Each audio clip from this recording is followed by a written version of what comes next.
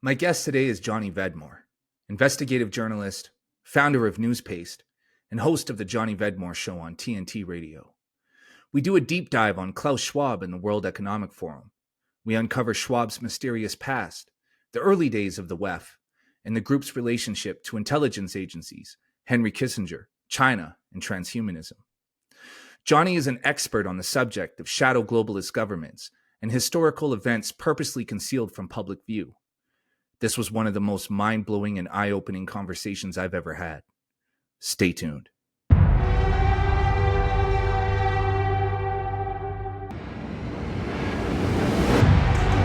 Johnny Vedmore, my brother, welcome to the show, man. Thanks for coming on today.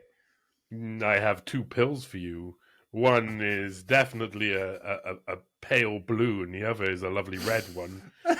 You want the red one, by the way. Don't choose the blue one. This is your choice. Don't choose the blue one. Anyway, go on. Yeah, man. Yeah, no. So for listeners, me and Johnny were talking before we started recording, and I made a comment how he looks like Neo in the Matrix with that green screen behind him, and Johnny's currently dealing with a little bit of a flu. So yeah, all is relative. Thus the sunglasses, thus the green screen, thus the all black. Johnny is he's in a mode.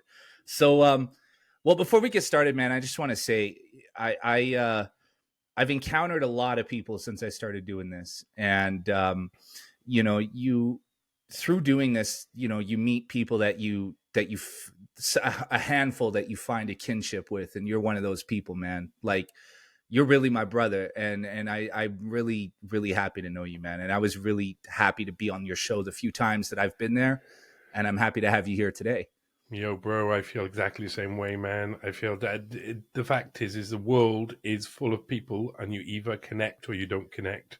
And you just got to keep going out there and meeting loads of people and discovering that you connect with more people than you expect to connect with. The more people you meet that who share your mindset or share your sort of like rhythm, then that's it. You just click. And I would say, though, I'm a professional clicker.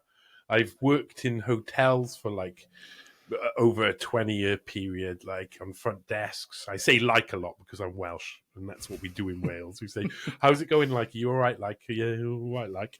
But I worked in hotels for years, so I was always just like meeting people all the time. Because I'm friendly, everybody was like, oh, yeah, they'd come in. I was a night manager, so they'd come in. They'd see me behind the desks. They'd come up. They'd be like, I'm looking for a friend. Basically, in their words. They wouldn't have to say that, but they would be saying that.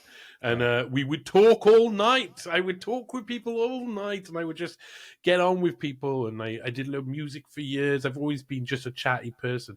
And I found the world to be quite harsh because not everybody's a chatty person.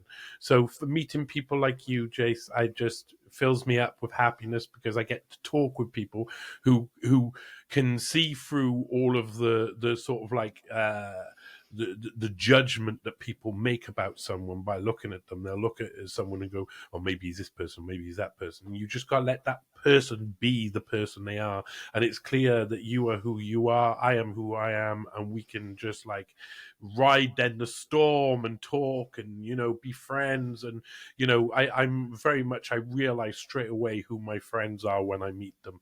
That's helped me out really loads with journalism, because with some of the stuff that I've been covering, it's like I've had people try and infiltrate my life, and it is noticeable from the off, the vibe, the rhythm, the soul, everything just screams at me from the off, and my senses have got better over the years. So yeah, meeting people like you, man, is just, I do feel blessed. Yeah, me too. I mean, when I started this journey, it was 7 months ago or 8 months ago now, I didn't know where this would go, and I didn't know that I would end up talking to people like yourself. It literally, when I started, I was just like, I'm going to start and we'll see who wants to talk to me. And then it was like all of the people that I had ever wanted to talk to ended up wanting to talk to me. So it's been a really special time in my life too, and I never had, jobs or a career where I was interacting with lots of different people and learning all these different stories. But as a writer, I've always had an interest in storytelling and getting to know people. And doing the podcast is just such a fantastic way to kind of expand on that curiosity, right? Because when you're writing something, and you know this, you're kind of restricted by what you're writing about, whereas having these conversations, you can just go in tons of different directions all at the same time and kind of circle back and create new threads. And it's been really cool, man. I'm still learning how to do this, but it's been an awesome journey so far. You also get a different like vibe of communication with people when when you're writing for them and to when you're talking to them. I mean, for a lot of people who have never like read my work, if you read my work, I'm not sure what type of person I'd seem to you. But I probably wouldn't seem like this. I wouldn't seem like that person. When I write an article, it's kind of like a song. Because I was a musician for years as well. I mean, I've been playing guitar and writing, recording, mastering, mixing, playing live gigs and stuff for a long time. I had a band called Bomb Alaska that I was in. Lead singer, guitarist, screaming on stage. It was all good stuff. But I mean, I never really, like with certain things in my life, I never really wanted to go further with them in this respect or this respect. But I learned like formulations from them. So I learned how to formulate a song really early on. I mean, I don't like playing. Yes, I can play other people's stuff. I don't like playing other people's stuff. You know, I very early on when you play music, you learn certain songs. Like I learned Blackbird because it's beautiful Norwegian word. You know, I bought a massive Beatles book when I was young. Just every single song in every single instrument. It's Right. fucking enormous encyclopedia of Beatles songs, apart from like the re-releases later on and stuff like that. But it's so good, and it taught me how to like learning other people's songs taught me a lot. But then writing my own song taught me songs even more. You know, it taught me structure. It taught me how to represent an idea to someone in a short amount of time. So a lot of my songs would be like 3 minutes of you know, and they'd have like certain structures depending on how the feeling was. And I'd nearly always have an intro. Nearly always have like an intro. Same with articles. You have an intro. You're just extending it out, and you're using. I was a lyric writer always, so you know, I used to sit there and be poetic all of the time, but I'd be structured within like two sort of like small paragraphs of words before you get to a chorus, you know, in that sense, or pre-chorus. Because even in my articles, like we're going to talk about some of the Schwab pieces today, and on the second Schwab piece, it's like if you actually read it from a musician's point of view, you'll notice something about it. It's got intro, then it's got the verse, pre-chorus or chorus. I suppose it's each one because it has a crescendo, but they're not quite the same because it's like works in sections. So one of the chapters, in a sense, is about Kissinger, the first one, and then the second one is about John Kenneth Galbraith, and the next one's about Herman Kahn, and they're the main mentors and guiders to Schwab early on in Harvard. And when I was writing that article, I was trying to explain to people about how important these three characters was, and it made more sense to give them their own verse and chorus, verse, chorus, verse, chorus, after the intro. And then, you know, in songs, you get the middle eight, you get solo, you get maybe an outro, maybe you get another chorus at the end, you know? So that article has that within it. You know, I build up to the outro, which is the outro is the only time where I'm telling you kind of what I think about it. You know, that's important with the story as well, is that, and when you're writing songs, you don't want people, you want people to pick up their own meaning to any song. You can have your own meaning to a song, but you want people to pick up their own meaning to a song, especially if it's not something that's about a certain event or a certain thing, but it's like a thematic sort of energy to it. You want people to be able to sort of like do their own work with it. And it's the same with an article. You want people to be able to say, oh, I feel that intro. It leads me into wanting to know more. Oh, we're in a rhythm now. We're in a cycle. Oh, wow, that bit was good. Now the next, same thing, same feeling, same feeling, same feeling. And then boom, you get into a point where you've worked out that all that information that you've put together has created a new rhythm in your head that you didn't hear before. You've just been shown a load of rhythms and you've gained knowledge and insight into something. So in the Schwab piece, you gain knowledge into his mentors, you gain knowledge into Kissinger and how important his rise was and how what he was leading up to doing in the time when Schwab was going to Kissinger's international seminar. And you learn about John Kenneth Galbraith and how he was basically taking a similar course and they would end up in the same place. And then Herman Kahn, and he would have a very similar course to Kissinger, and it kind of like wiggles up to the all crescendo in 1967, 1968, and you get this massive solo come out where you realize in your head who these players are, how they got to where they are. I mean, I get to explain Kissinger in like one chapter that really, really like up to 1967, and I think it's one of the best ways to get to know Kissinger. It's one of the best ways to get to understand the man you're dealing with, because it's such important years in his life. It's from the moment he leaves Harvard and he's trying to get hooked up with the FBI, but instead he ends up going and doing a bit of something, then Council on Foreign Relations, and then mapping out nuclear strategy, which is like a massive jump.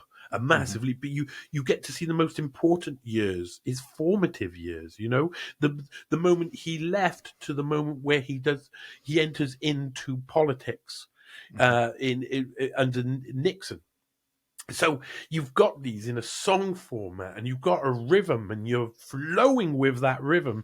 And even as a writer, if you've got that sort of, you've had technique before, you've learned how to do something in different styles. I've written loads of different songs in loads of different styles, and that allows me to then adapt the article to a sort of format that lets me be able to tell stories properly. So I'm someone who's a format guy all of the way. I believe that the best way to tell people a story is not for me to put my belief onto them. It's to tell all of the working parts in complete chronological order, all of the way, every single bit of information I can possibly find in chronological order, leading up to the point where you realize yourself what has happened.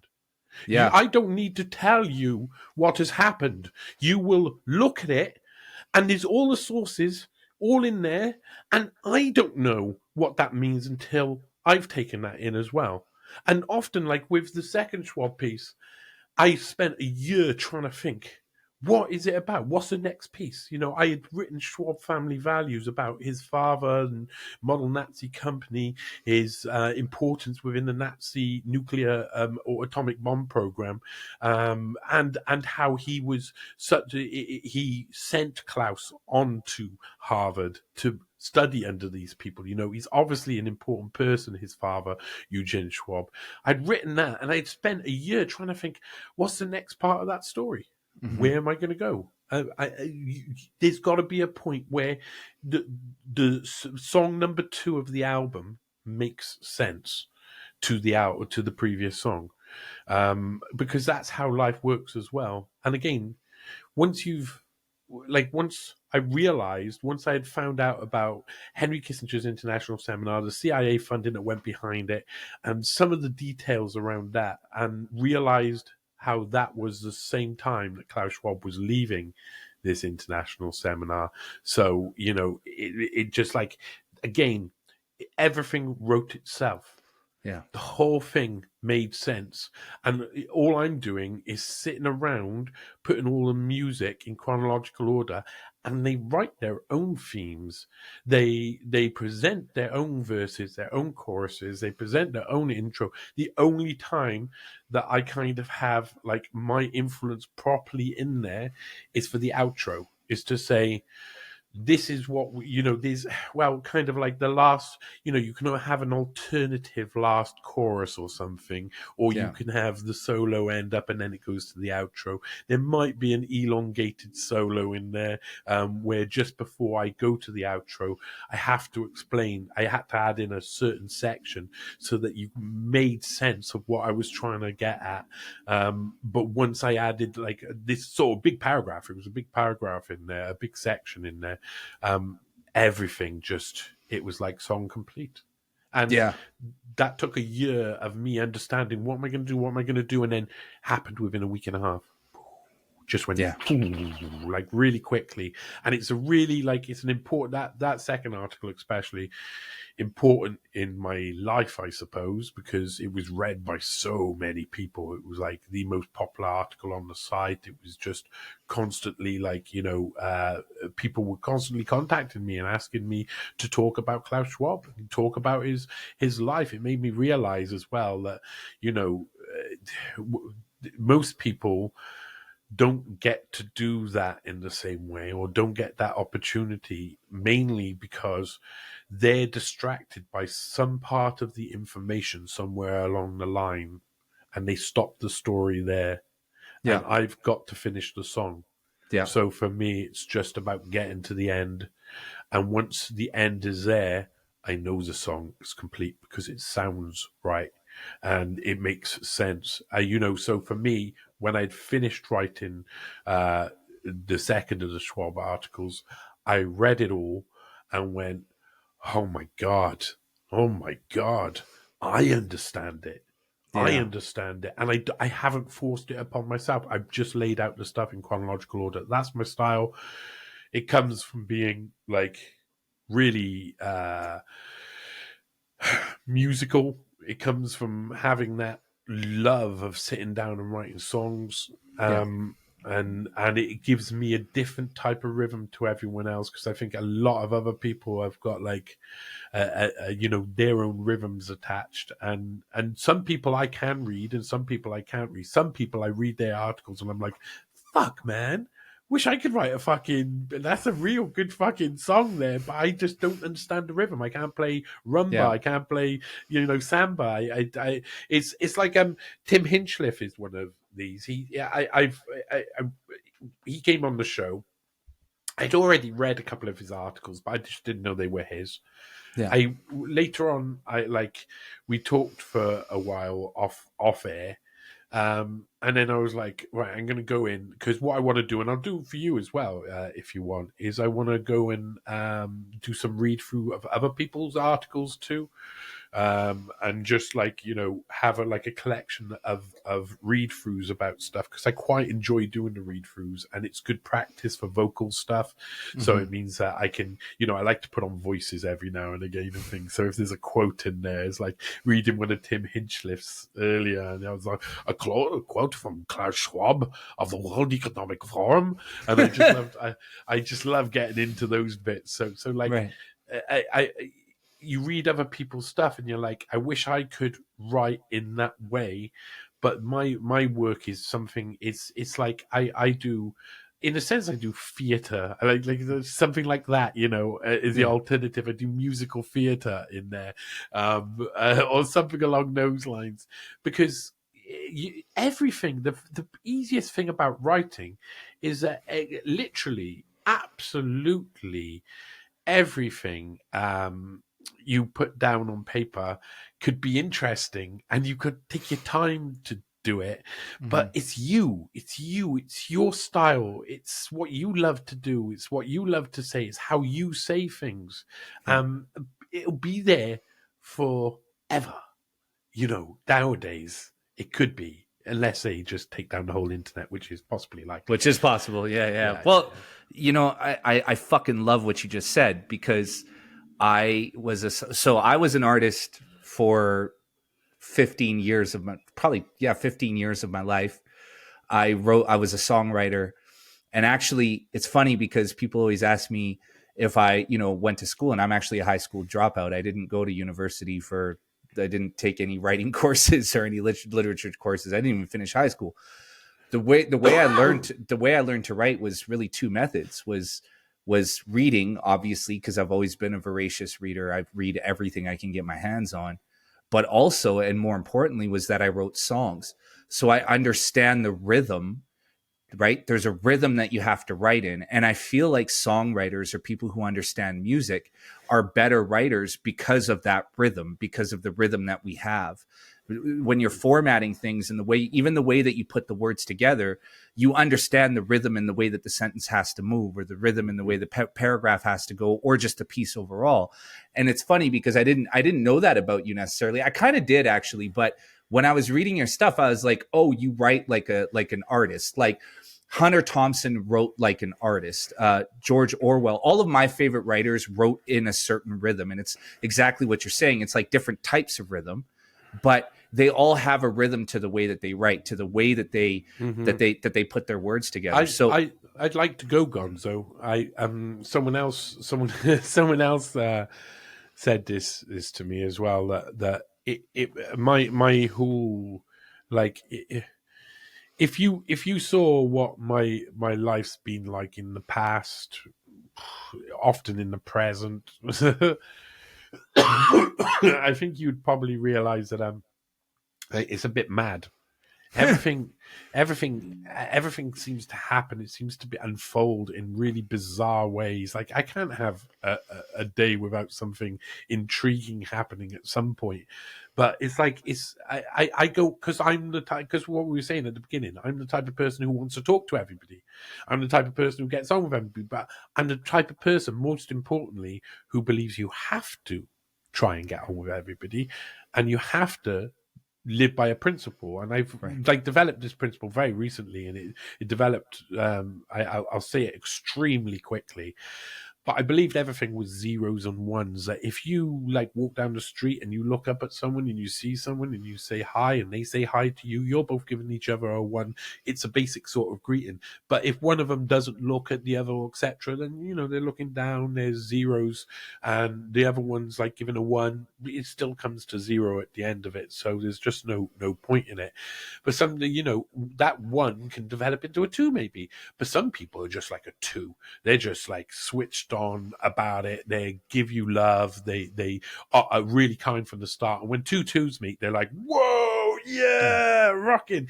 And then there's a three, which is obviously some form of love or some form of like best friendship. And then there's the minor scale of that. There's like -1, where people are just like, really aggressively avoiding others or being nasty to others. Or 2, where they're really being vicious. And 3, which are hateful murderers or narcissists or whatever you want to call it. But if you like, I don't really want to put human interaction into a game theory type model, but often you have to identify what's going on. So for me, it's just a simple language. I've learned that I go around giving maybe a 1 or a 2 to nearly everybody all of the time, just like all of the time. So crazy stuff happens. I have mad interactions. I always have. I grew up in the 17th century. I know that sounds completely mad, but I was born into the Sealed Knot, which was an English Civil War society, and my father was a commanding officer of a regiment of 250 people. The Sealed Knot was 8,000 people with cannons, with muskets, with pikes, fighting in the 1600s. Every weekend I was in another place in the country, and with a load of people from all around the country, dressed in 17th century clothing, at some castle with muskets firing, thousands of people fighting on a battlefield, loads of people coming to watch it, fairgrounds all over the place, drinking drugs. There's lots of drinks and drugs, but just even as a kid, it was just like complete freedom. And then I go and I have my like school days between like Monday, Thursday, or whatever. Often we'd go leave on Thursday night and we'd come back in Monday, so I'd miss school on Monday or whatnot. But I had a really alternative life for that reason. I grew up with swords and pikes around me sometimes, and with gunpowder going off. My dad was nuts. He was like Homer Simpson. He had every single thing that you can imagine in his cupboard. He had scuba diving gear. He had his town crier stuff. He had armor, full suited armor. I mean, they called him in Wales. We called taffies, Right. because the River Taff, which is just down the road from me, and people always say, "Oh, you're a taffy, is it? You know, you're from Wales." They called him Robo Taff because he was just completely in metal running across the field, and he was a town crier, professional town crier. He is he the last thing he was doing before he took the jab and became a bit shaky, a lot shaky. He's not well at all. He was teaching the police karate, and he's in his 70s. Like, he just could not stop. He was always doing something new, and we lived a completely alternative life in that way. I had so many different experiences. So I've always been someone who throws out twos to everyone, because I don't even know how to throw out twos. Yeah, okay. I'm a little bit grumpy at times, like anybody is, and this scale does depend on the moment and the mood and all of this. But it's really, really, like, I've been built to talk with people, to interact with people, to tell people things, and to have, like, campfire like you used to have in the day when you didn't have mobile phones, when we didn't have TVs, when we didn't have cars, when we didn't have industry, when we didn't have any of that. Sitting around a campfire with a group of people dressed up in 17th century clothing and having conversations and burning straw. That's all you have. Burning straw, conversations, maybe a cup of tea or whatnot, Right. and a biscuit. But still, I mean, my life has been like this rolling ball that seems to make sense in context of music and art, and most of all in history. So I ended up going back into history with a lot of my work. Right. Yeah, of course you did. I fucking love everything about you, Johnny. Honestly, I really do. You're So let's actually get into this Klaus Schwab thing, because you touched on it a little bit earlier, and your work is probably the most comprehensive that I've encountered. Like, just in terms of, Klaus Schwab, for our listeners who don't know who he is, and I doubt there's very many who don't, he is the founder of the World Economic Forum, who has kind of become the de facto, Legion of Doom that's trying to take over the world as we know it. And there's far more to the story. But Klaus Schwab as a person has always been shrouded in mystery, right? Not a lot of people know much about him.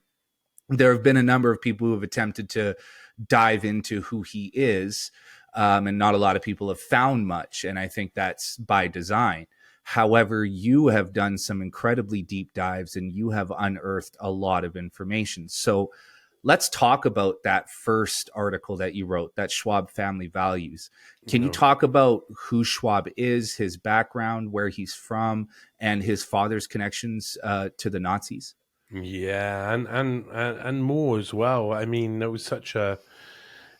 It's like sometimes you look back on parts of your life and you'll remember it forever in exactly the way it was. And I was in South America, in Chile, and it was December, so it was summer down there, and it was a lovely day. I was at the kitchen, and I tell this story quite a bit, to be perfectly honest. And Whitney Webb asked, why hasn't anybody found out anything about Klaus Schwab? Everybody's doesn't even know who his father or his mother is. They don't know anything. Surely that's what you do, because that's what I do. my journalism started by going into people's family history. It made more sense to me. It makes loads of sense to me. Every time I do it, I end up going back into history, and I learn, like, you get this structural thing where you get like someone's family history and time and events that happened, and you learn about the history of the area and the people and what they went through at the time. It's a fun journey to go on yourself anyway, because you learn so much. You always learn by going back in history, and what you learn is that we repeat cycles over and over and over again, and this is very much so in these sort of stories. And so she said, like, take 6 weeks and think about looking into finding his father. And back then, now if you type in, this is one of the consequences of the article, if you type in Klaus Schwab's mother and father now into Google, you'll get almost the same matching word for word description, loads of different sites. It'll say Klaus Schwab's father is Eugene Schwab and his mother is Erika Precht. Bloody, bloody, bloody, bloody, bloody, bloody, bloody, bloody, blah.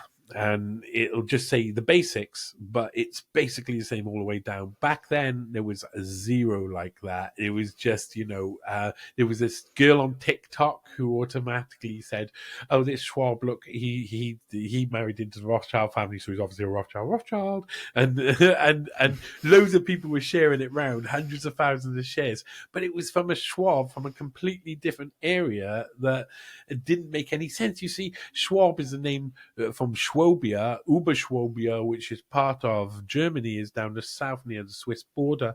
And so most Schwabs are from Schwabia. In actual fact, some Jewish people who were escaping pogroms and the like in the East tried to settle in Ravensburg, or did settle in Oberschwabia and Ravensburg and the areas surrounding it. But they had to take a different last name because Jews were banned from living there from about, I think it was about 1500s and the blood libels, because there was lots of blood libels in Schwabia. Oberschwabia had two really big Jewish blood libels. I think one was in about 1450s. And they said that Jews in the area were sacrificing babies, and so they murdered loads of them and they made a load of us convert. And it's a really interesting story. It's really interesting to look into that period and see about how these people were treated at the time and what that did. Like, I mean, loads of people fled. A load of families just gave away their tradition, said, no, I won't be a Jew then, that's fine. And a load who didn't just got killed straight off. So that's a really interesting sort of... So there was obviously a load of reasons why people who were fleeing would take the name Schwab.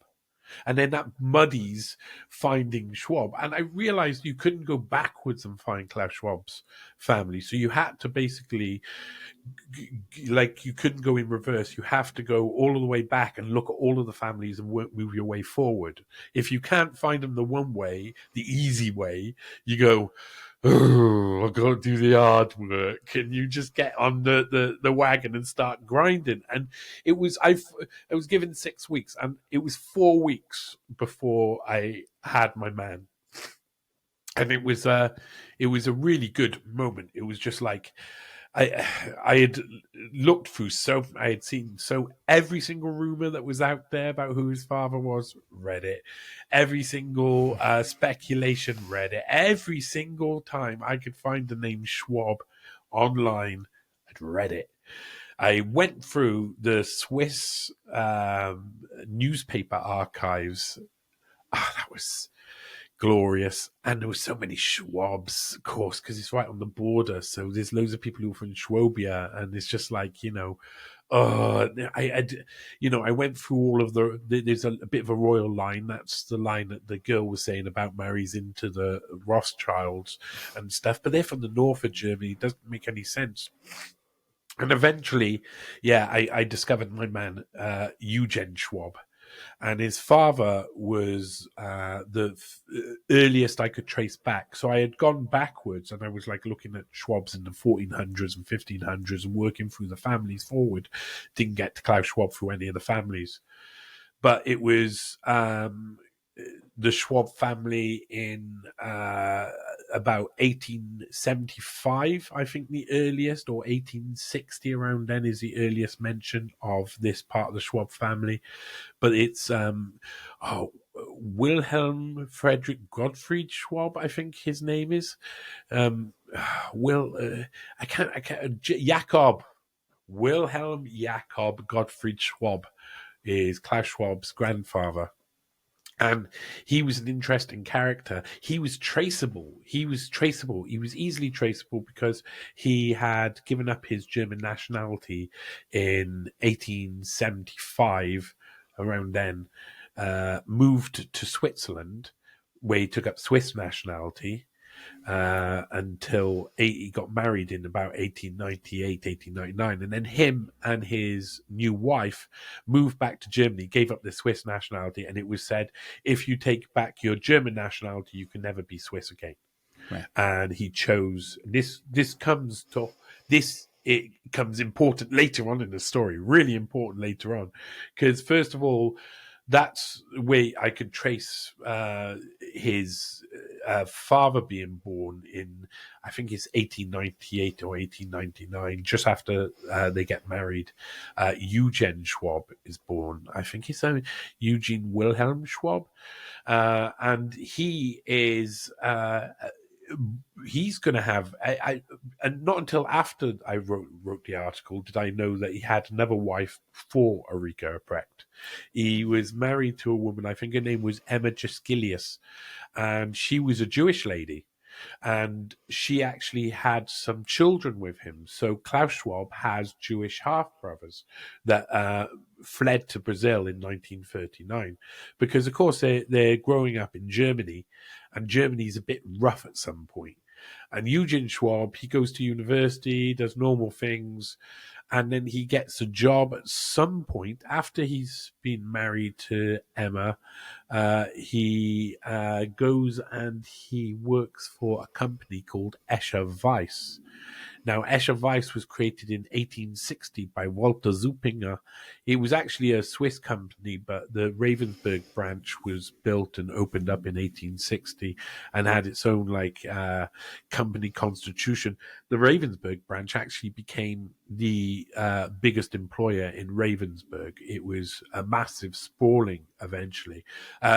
Originally, it had been set up to produce lace. And machines for making lace, but by the late 1800s and early 1900s, they were starting to make large turbines for hydroelectric dam projects. So it was starting to, they had become, from over 40 years, they had become, of course, a bigger, much more bigger facility, because these sort of big fans, massive, they're massive.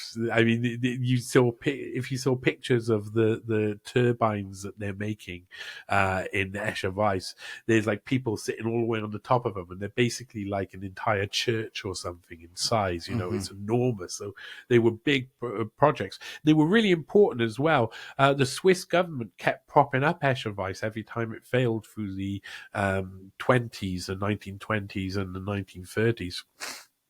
Every time it failed, the government would bail them out because they were such an important company. Obviously, they were doing things behind the scenes that needed large turbines. And this becomes more pronounced through the 30s. Mm-hmm. That's because, the idea of an atomic bomb had already been fought through years before World War II. World War II became the catalyst to really, really push pressure to create the atomic bomb. But the people had already been working on that. And by the 30s, there was already an arms race going on. It was just going quite slowly and was getting mixed in with the awe of the idea of the atomic era. The intellectuals at the time, that's when transhumanism was sort of invented in the same sort of areas as well. These things were these elite intellectual communities where they were coming up with what the future looked like, where you'd be in a room with H.G. Wells, Orwell, Huxley, whoever, you'd be in a room with these grandees, and they were imagineers. They're imagineers. They're imagineering the future. They're telling us, okay, I can see all of the working parts that are coming out in front of us, and we could create that. And that was the same for the atomic bomb. And Klaus Schwab's father became central to the Nazi atomic bomb program once World War had broken out, because he was the managing director of the Escher Weiss Ravensburg branch. The entire factory that made everything was involved in making parts for fighter planes, was involved in making U-boat submarine parts, was involved in making flamethrowers, was involved in making atomic bombs. I mean, that's pretty. Not only the casing for atomic bombs they were making at the Ravensburg branch of Escher Weiss, managed the whole thing. The biggest employer in the town, using slave labor during World War. Eugene Schwab was the top guy. Jakob Schmidheiny was the Swiss general who were kind of like working for the Nazis in that sense, but not, they still hanging around in Switzerland with neutrality and stuff.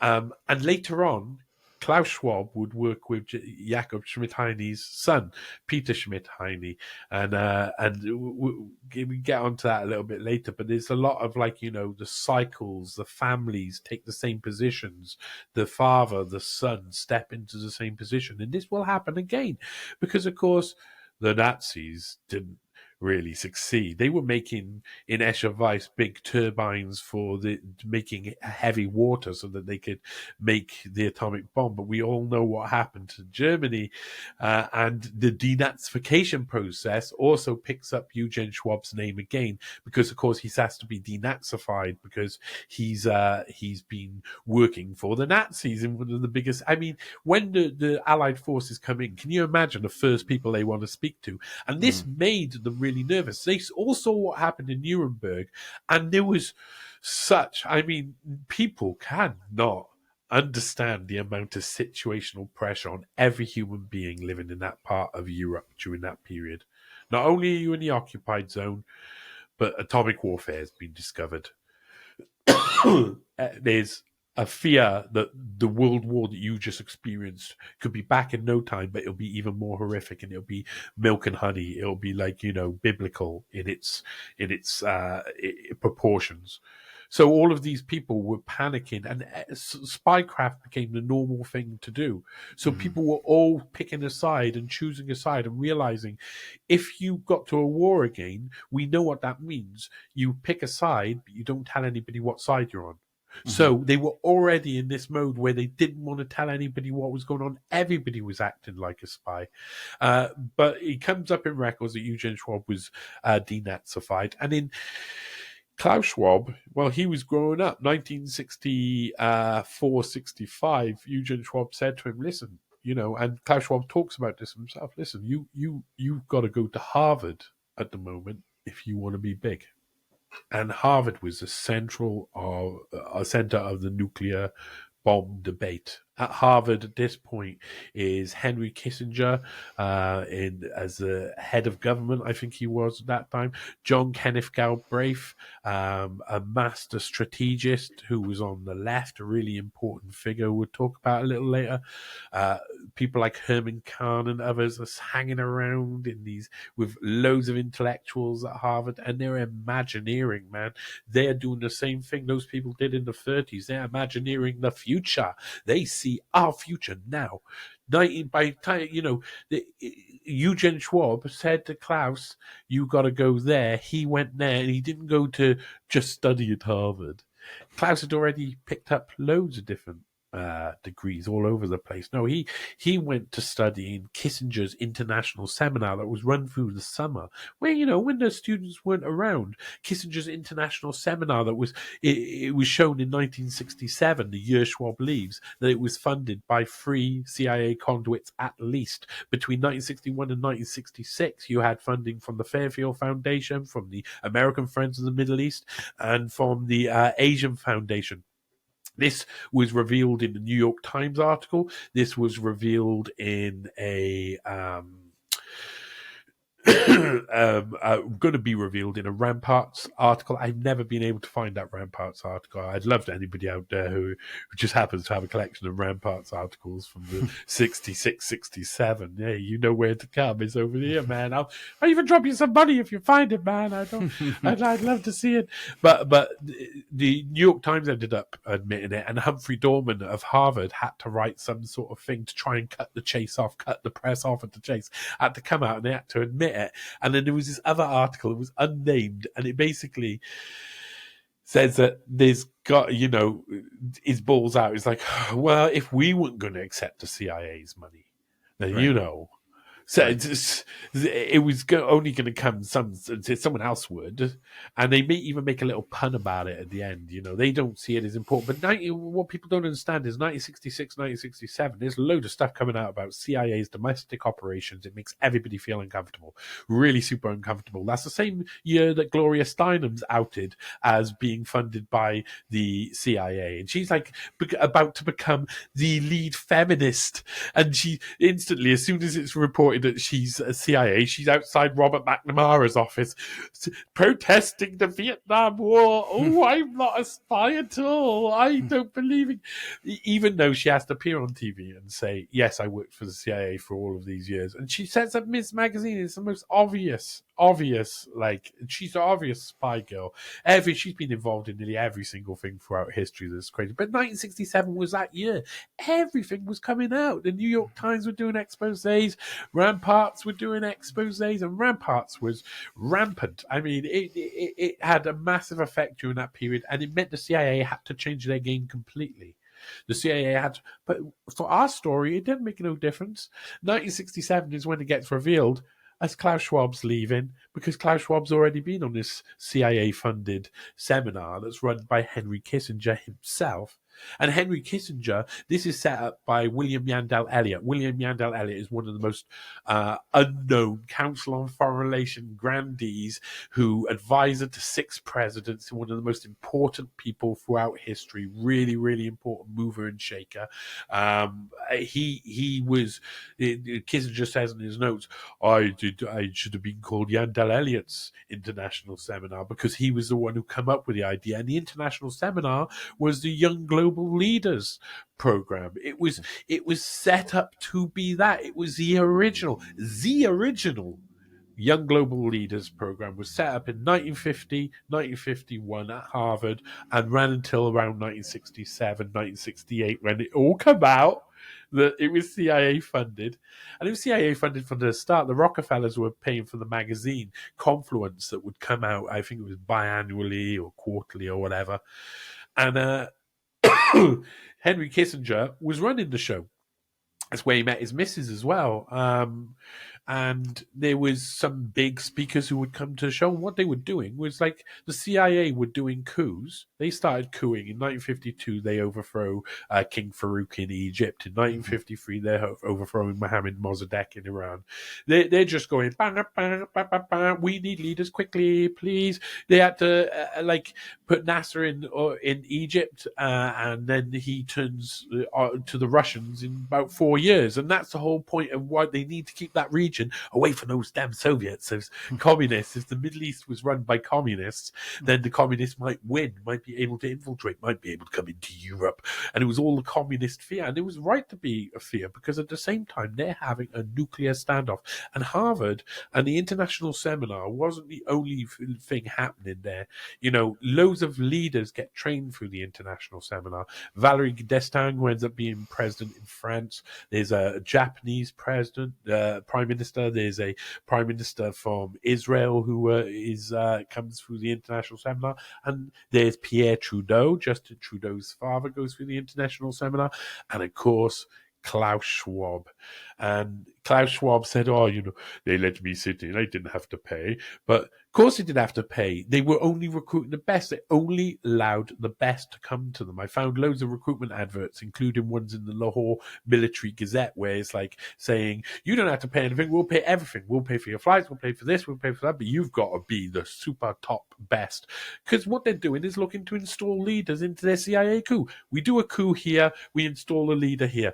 Do a coup here, install a leader here. They wanted that sort of machine, but that was unrealizable. They had to start somewhere, and it started with Kissinger. Just as he left university, he had written the biggest dissertation in the history of Harvard, and he had turned loads of heads. People were just like, wow, he's the most important thing since sliced bread. George McBundy in 1954 says, hey, Henry, why don't you come work for the Council on Foreign Relations and map out nuclear war strategy? So this is he's doing more than just international seminar at this time.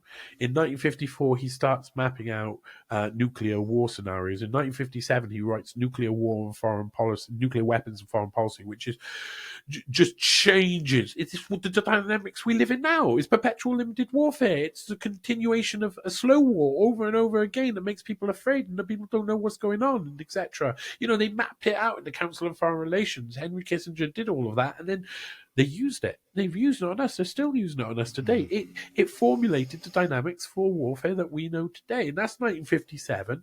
At the same time, Herman Kahn and the Hudson Institute's hanging around with all these intellectuals. In 1961, he creates On Thermonuclear War. Now, On Thermonuclear War marries along mutually assured destruction alongside perpetual limited warfare. Because if you have nuclear bombs on both sides and they're both really massive bombs and you're going to mutually assured to destroy yourself, then you don't fire the bombs. And what happens then is a certain selection of strategies that come next, where if you don't fire the bomb, that means people are less likely to go into full all-out war, so it goes into becoming spy games and different strategies to affect other countries and setting up institutes that inside other people's countries to undermine them from within, and all of these different strategies that we see constantly played around, and basically opened up the world to the idea that they need to up the intelligence level. And of course, at the same time, the intelligence community was already flourishing and was already saying give us the job, let us go to job on this world, man. We want in.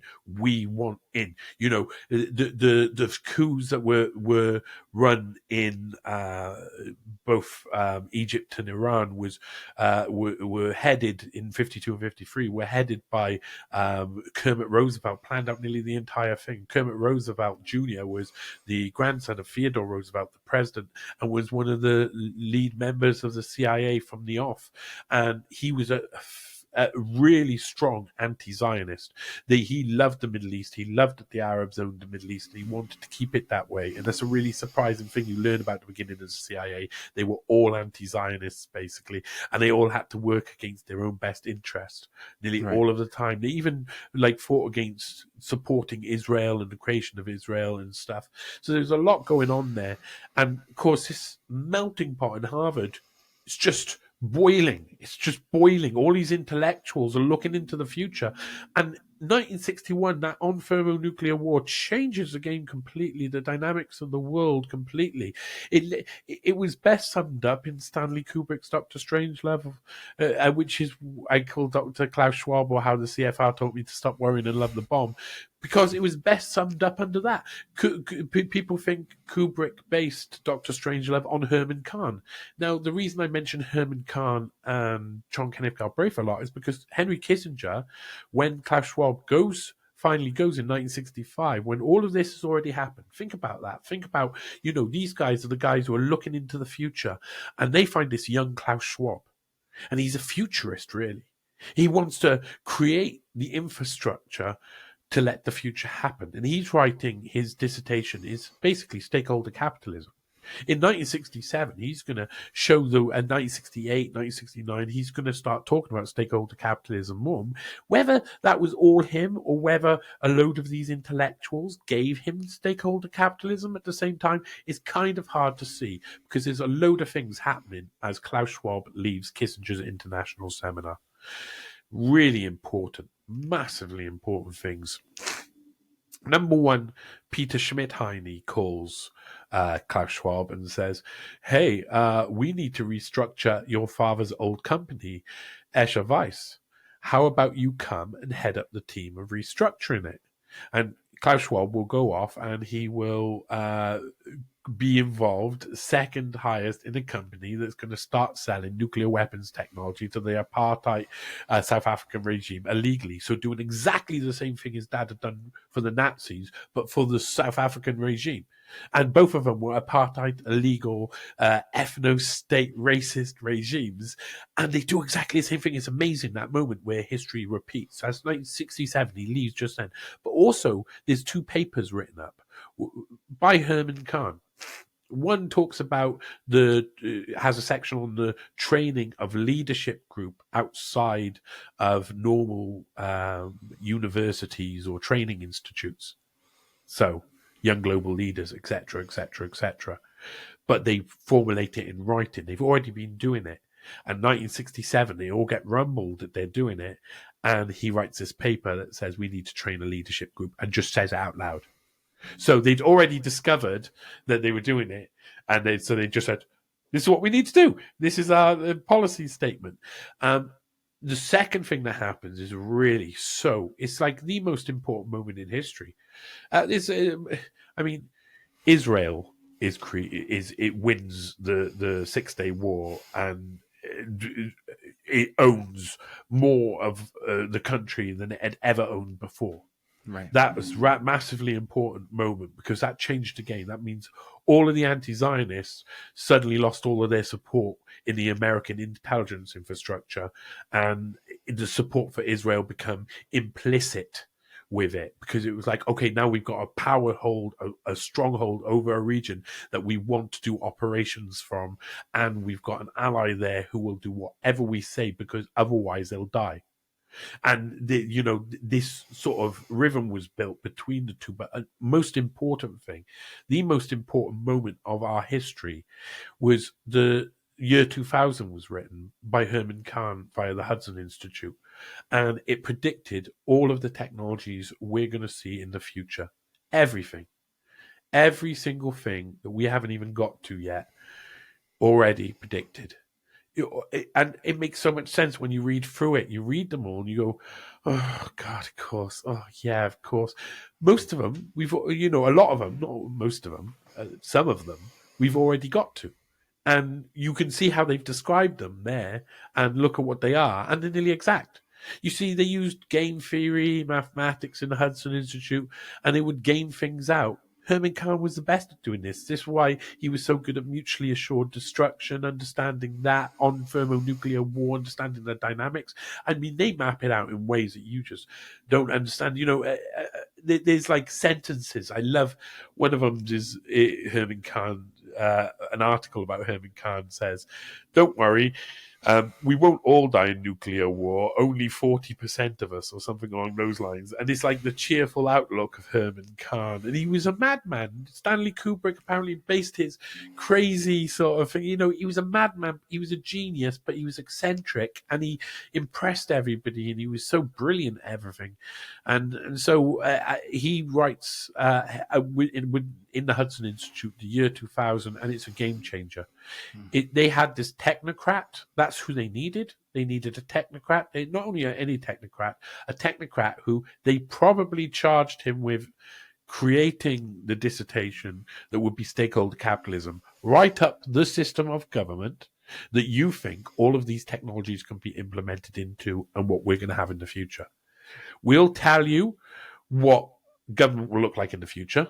You write it down in format and make it your own.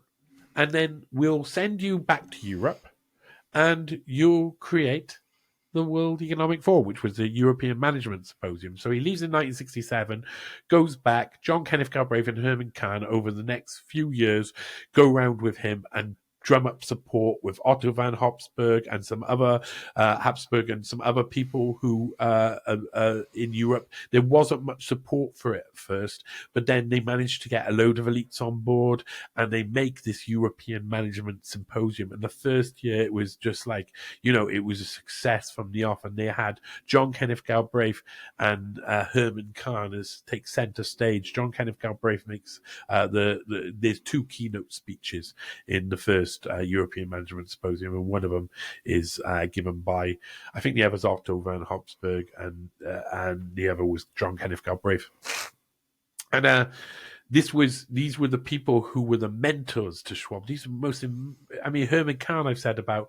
John Kenneth Galbraith was JFK's teacher, was the guy who became ambassador to India under JFK, but JFK wanted him to become the ambassador to the Soviet Union, like the most important job you can imagine.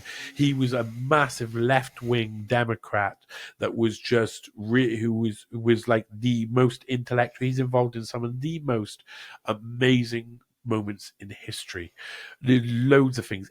Everywhere he went, everything he did is interesting. This is one of the mentors of Schwab, given by Kissinger in the international seminar, along with Herman Kahn, who goes back and helps create the European Management Symposium, goes on to become the European Management Forum, goes on to become the World Economic Forum once the wall falls. So these, not only are John Kenneth Galbraith important, then he is meant to study under John Maynard Keynes in about 1936. Ends up, John Maynard Keynes has a stroke and he goes off instead to study land policy in Hitler's Germany.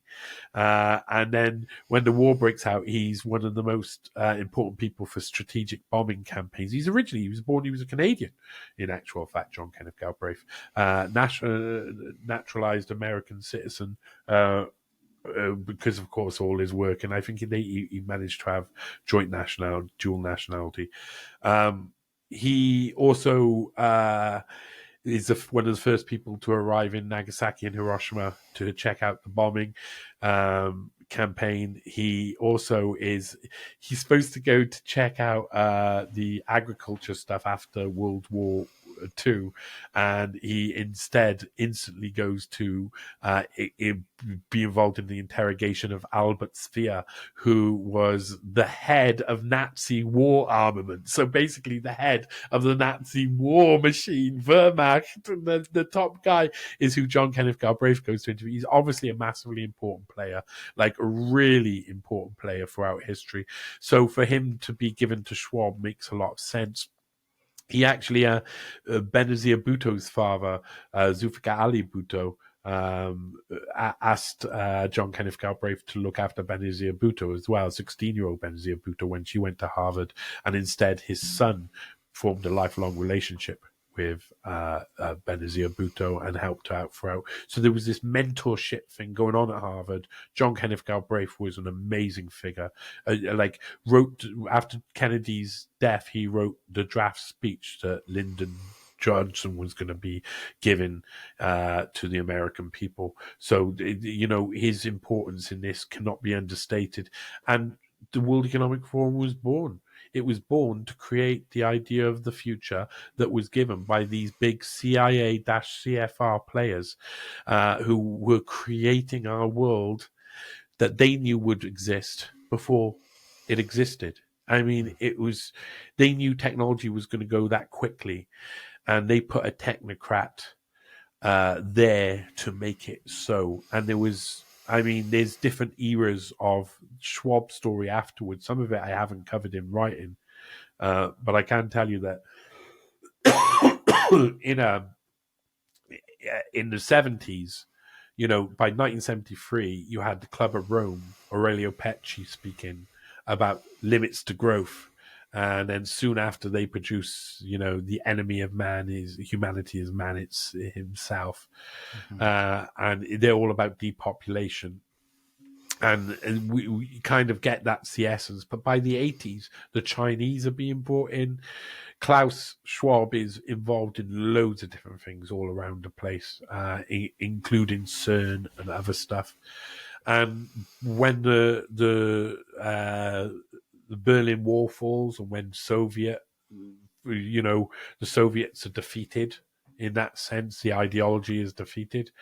What comes next is global leaders for tomorrow. I mean, they're basically straight on the plane. They're out to Ukraine. First time that they was leaving Davos and going to do it elsewhere was as soon as you see this excited Klaus Schwab on the plane, because he's going to go over there and he's going to try and convince the people over there, including the Russians, to be involved in the leadership course that Henry Kissinger had started out with William Yandell Elliott in 1950, 1951. It was going to come to fruition. And eventually it became, in 2004, the young global leaders. And what's even more interesting about that, really, really super. I mean, the first year of the global leaders for tomorrow is the big names that we know: Blair, Gates, Brown, Sarkozy, Angela Merkel, all of these big people, Richard Branson, all of these first year. But in 2004, it got reformed. Global Leaders for Tomorrow. They nailed it properly. They said young global leaders. And Klaus Schwab was given $1 million prize by the Dan David Foundation to create the Young Global Leaders. And the Dan David Foundation at the time on the board was, of course, none other than Henry Kissinger. And it all goes round in a big circle. He funds the £1 million, the start of the Young Global Leader. And I think that was kind of a sign to say, like, we've gone round full circle now. And in the 90s and the noughties, that's when you start to see the Americans turn up at the party. Suddenly it's like, oh yeah, by the way, all of the intelligence linked infrastructure is going to walk in and be like, oh yeah, we're just turning up. We're just turning up. When it was like Iraq War and stuff, it's like all of the big boys are there to scare the world and use the CIA created platform of the World Economic Forum, because that's what it is. It's the CIA created platform of the World Economic Forum that you could trace from start to finish. So those guys are trained through a CIA conduit course. All of them, Trudeau, Rishi Sunak, every single one who's gone through the Young Global Leaders courses, they've just been trained up by the CIA, baby, to control the world, to control you. They have done us all. They did us all ages ago. They did us all in 1993 when they started this whole thing off. They did us all in 1950 when they said, no, you're not going to the FBI, Henry Kissinger. You're going to create the New World Order.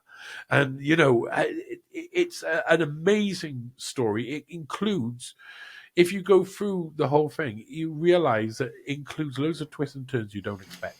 Like the fact that a lot of the guys who created the CIA were actually really strong anti-Zionists. That was a real big surprise to me. I thought they'd be well into it, but it's only in 1967 that the paradigm shifts. And really, I've also done a fourth part, and a fifth part is on its way in a sense. Actually, there's already kind of a fifth part, but there's a sixth part kind of on its way. But they're all is complicated. It goes off in branches, this investigation. And the fourth part was about Guido Goldman and the creation of the German Marshall Fund, because after Henry Kissinger's international seminar was rumbled in 1967, they started to reform it, and instead of relying on Americans paying for it, they went to Germany and Willy Brandt, whatever his name is, I think that's right, said basically, here's 150 million euros, create the German Marshall Fund, and then sort out our problems in the East for us. So the Germans are employing the CIA to stop the Soviets via this Harvard program, which has 5 leadership programs. It houses the Alliance for Secure and Democracy that was running Hamilton 68, and is one of the most intelligence-linked, obvious, like goon squad type people that you can imagine, intellectual arseholes who are running the world, proper New World Order stuff. And it's run by and headed up, it was run, he's dead now, it was run and headed up by Guido Goldman. And Guido Goldman at that time was Henry Kissinger's flatmate. He was his best friend. His Henry Kissinger's mother was the kosher maid at Guido Goldman's father's house, and Guido Goldman was Nahum Goldman, who's one of the founding fathers of Israel, and was also an extreme Zionist. So it's an amazing story. Like, you go through the history of Schwab and you just go through it in order, everything makes sense. It all makes sense. He was given the most important job, and you can see him being given it. You can see the people who gave it to him, and you can track and trace all of the what came in the future. It's just an awesome story that leads us to what is now, the Great Reset, and people saying, who is this Klaus Schwab? Where did he come from?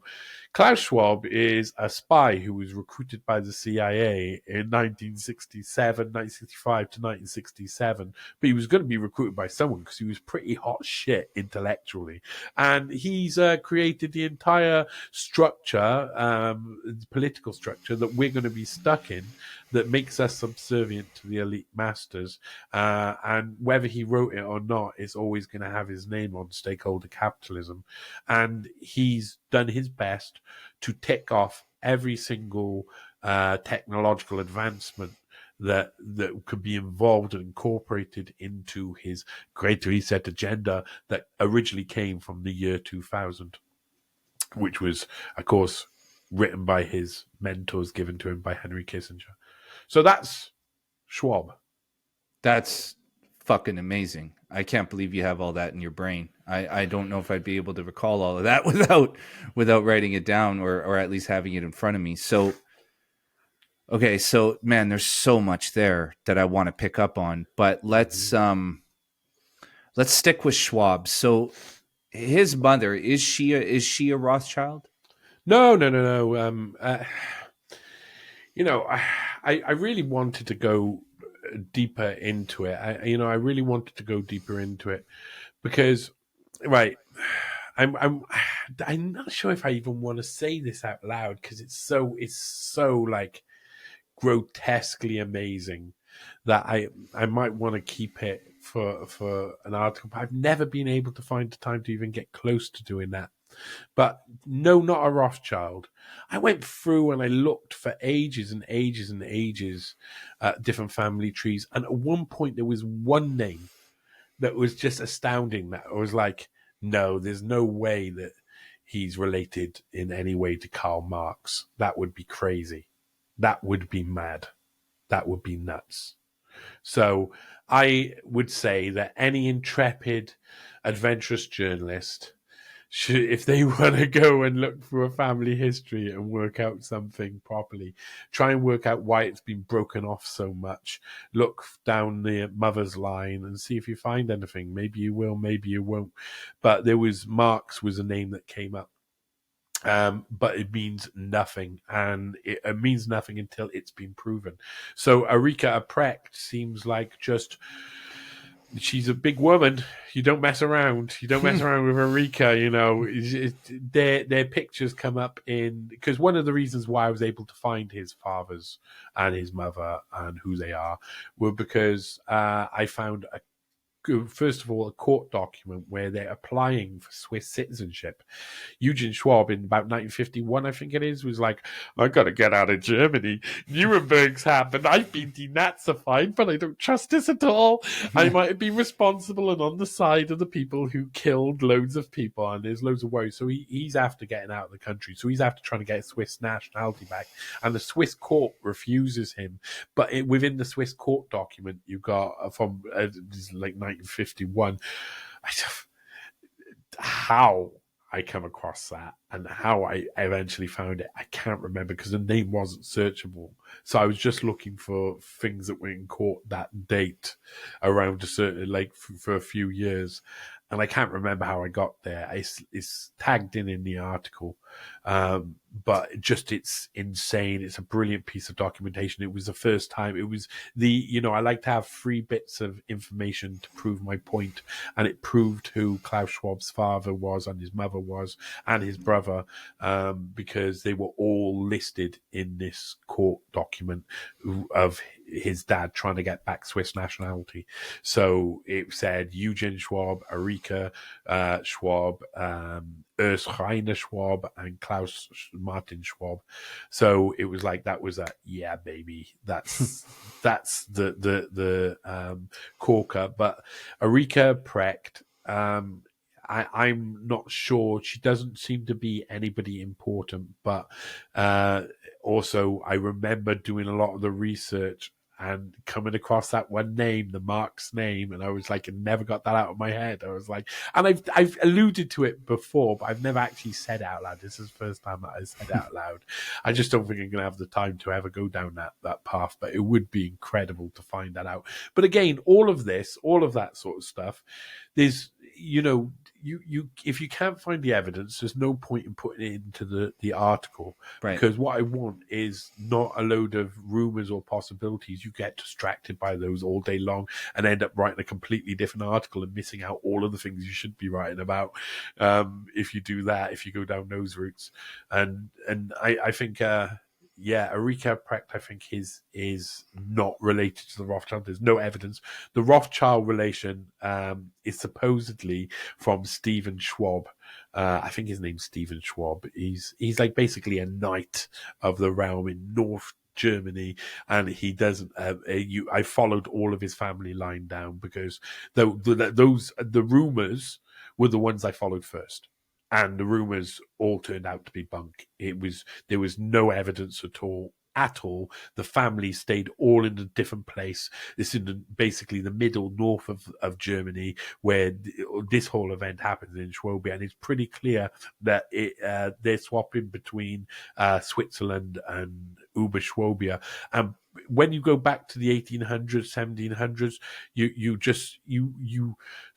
people stop moving around as much. There's not so many great migrations and the like. So, you can assume that they've probably been in that area for a long time. And it's Schwabia, it's Schwab. They're up north. I really wanted there to be something that I could find that could be interesting. I didn't even find out that Eugene Schwab had been married before to a Jewish lady who had left. When she arrived in New York in 1938, she had put her nationality as Hebrew, because obviously she wasn't happy to call herself German anymore. And so, I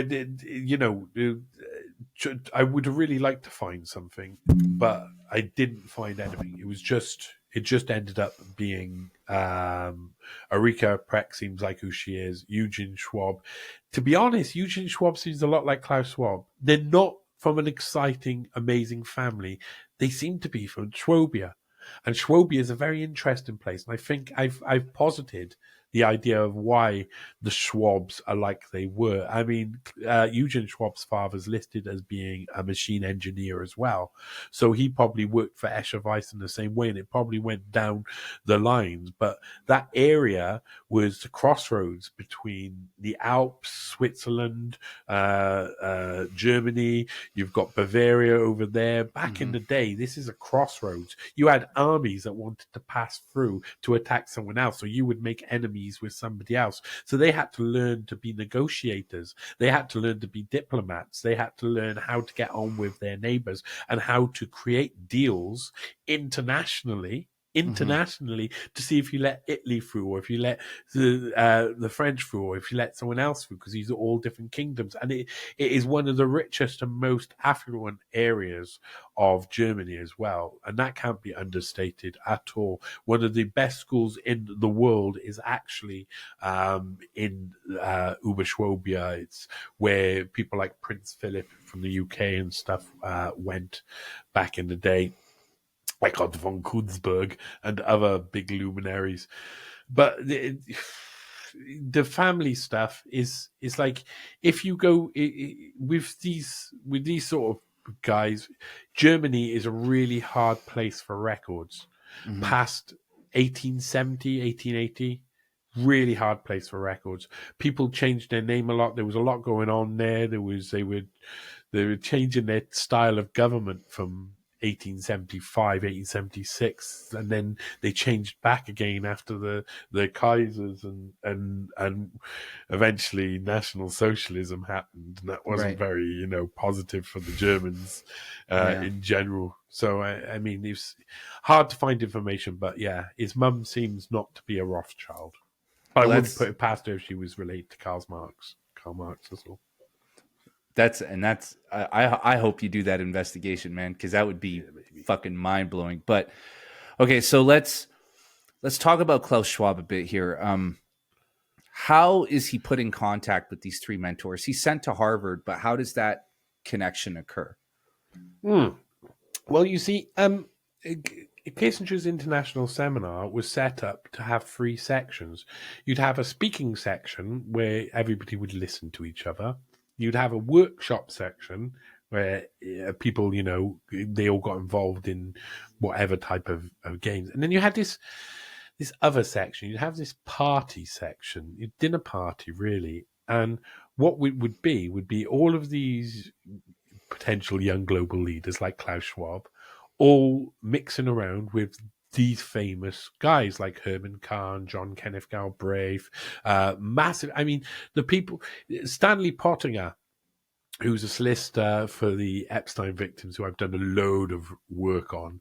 He went to Harvard during this time. And when he talks about Harvard, he's like, and just before this time, he's like, my science professor is this amazing person, and my history professor is this amazing person, and everybody is here. And it's true.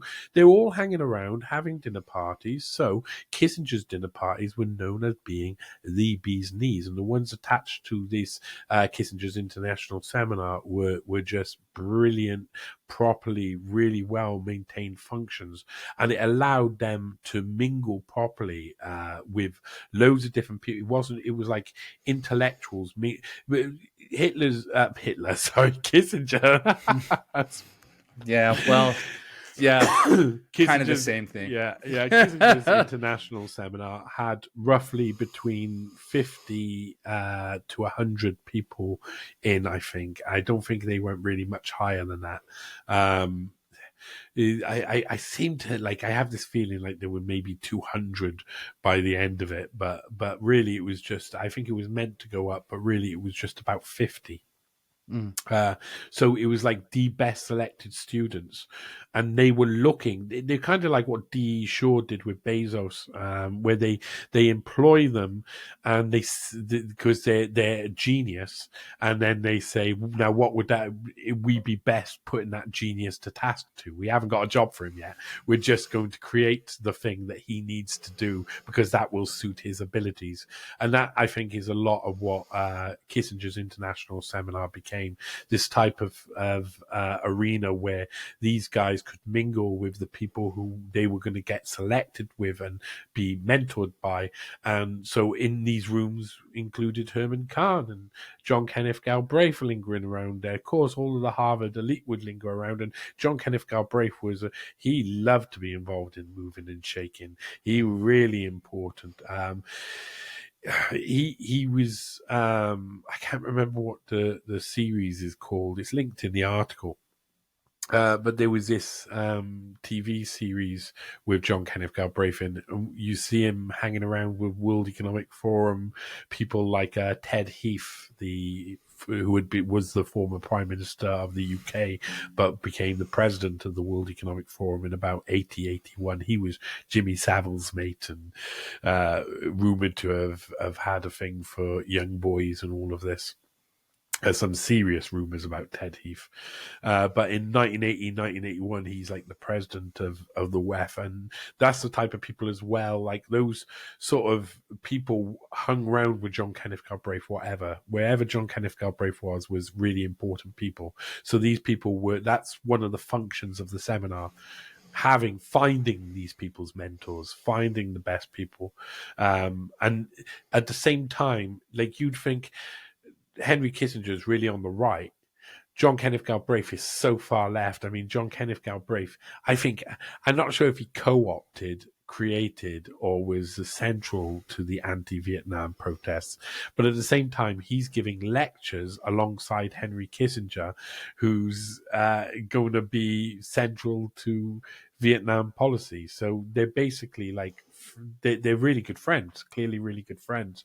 And obviously, if you're giving your best students selected from your seminar these people as mentors, you also got a working relationship with them.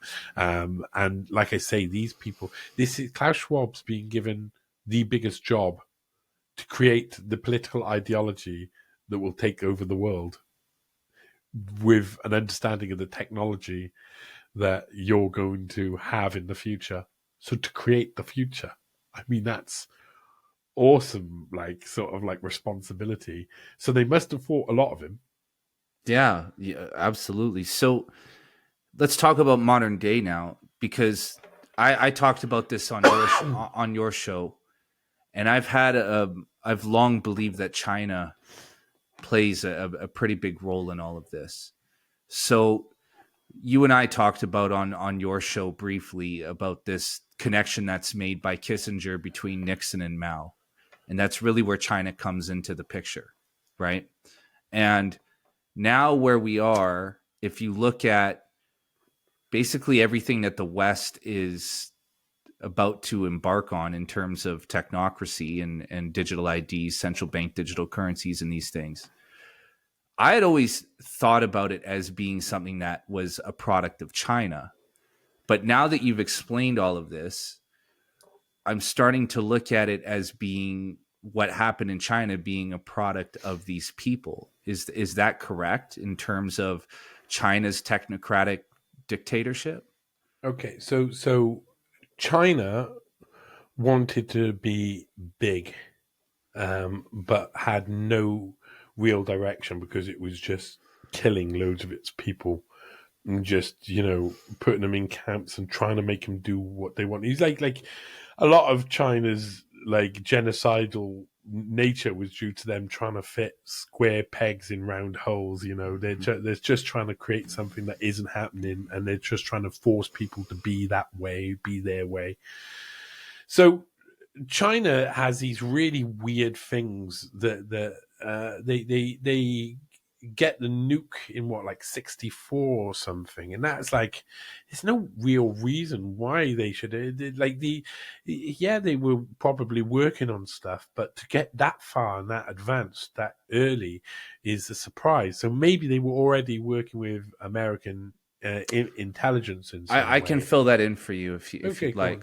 So the reason they acquire the nuclear bomb, so Mao had his superpower plan, and his plan was to acquire a nuclear arsenal that would allow him to basically hold the world hostage.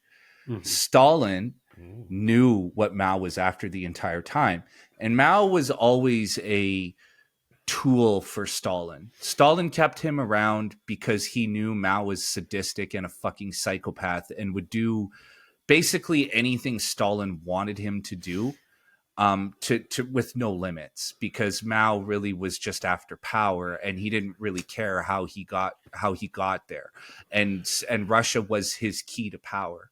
And so what Stalin did was he held the prospect of a nuclear weapon over Mao's head for pretty much the entire duration of their relationship, right? But Stalin never gave him nuclear capabilities because he knew what Mao would do with it. So basically he bluffed him the entire time. Stalin dies, Khrushchev comes in, and the Mao notices right off the bat that Khrushchev is weak, right? Khrushchev is not Stalin. He's a much more moderate communist, right? He's not the bloodthirsty murderous. I mean, he is murderous. Seems like quite a nice guy, though, compared to the rest of them. Compared to Stalin, the guy's a fucking, he's a kitty cat, right?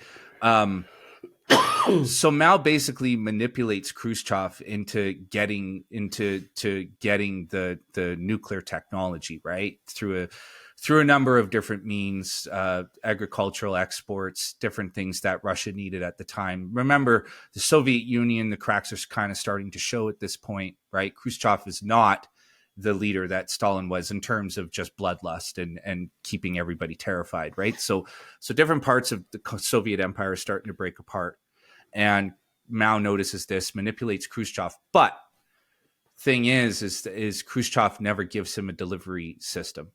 He gives him the technology. They build the nuclear plants necessary in order to create the bombs. But Khrushchev knows that if he gives Mao a delivery system, it's over for the world. It's over. So they give him the bomb, but he never acquires the delivery system. And that's how it happened. It was literally just Khrushchev being weak, the Soviet Union breaking apart, and Mao taking advantage of it.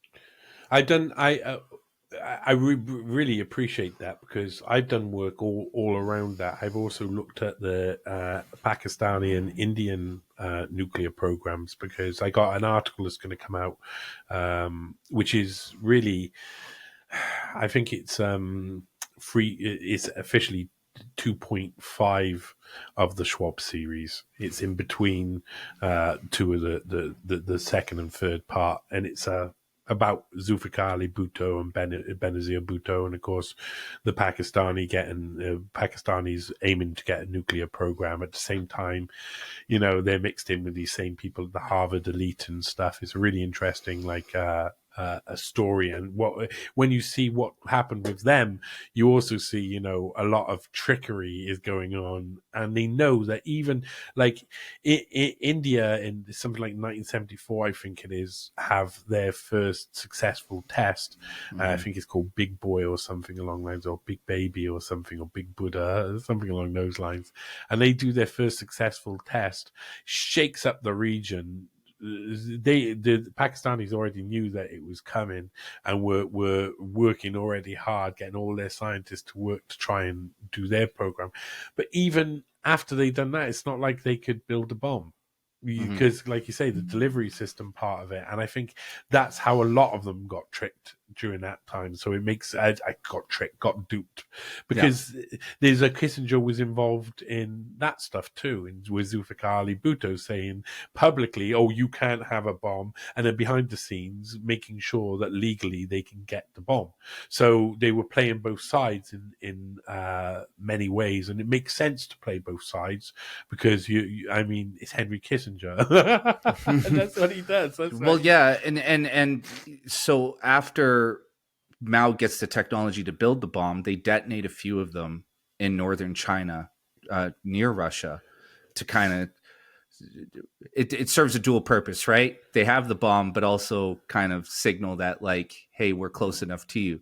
And so what Mao does through Kissinger with Nixon is he starts to court the United States, because he thinks that the United States is going to give him the delivery system that he needs. But the U.S. never does. Kissinger, obviously, as evil as he is, he recognizes the potential for complete global destruction. It's more than that. It's just so much more than that. Okay.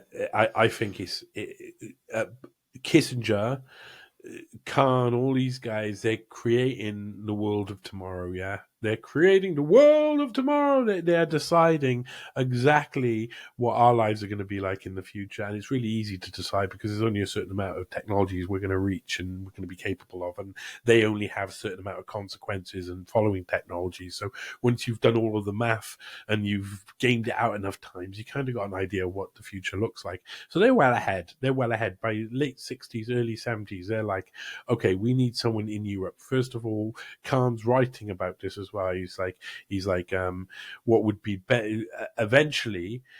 I can't remember if it was on Thermonuclear War, Khan writes about this, or whether it's in the 1967 ancillary policy document that he was writing for the State Department. But it's in one of them, I believe.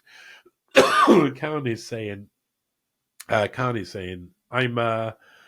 thinking that there's going to be a need for pacts in the future, that Russia will be a superpower for a long period onwards. Its land mass, its capabilities, everything means that it's going to remain being a superpower.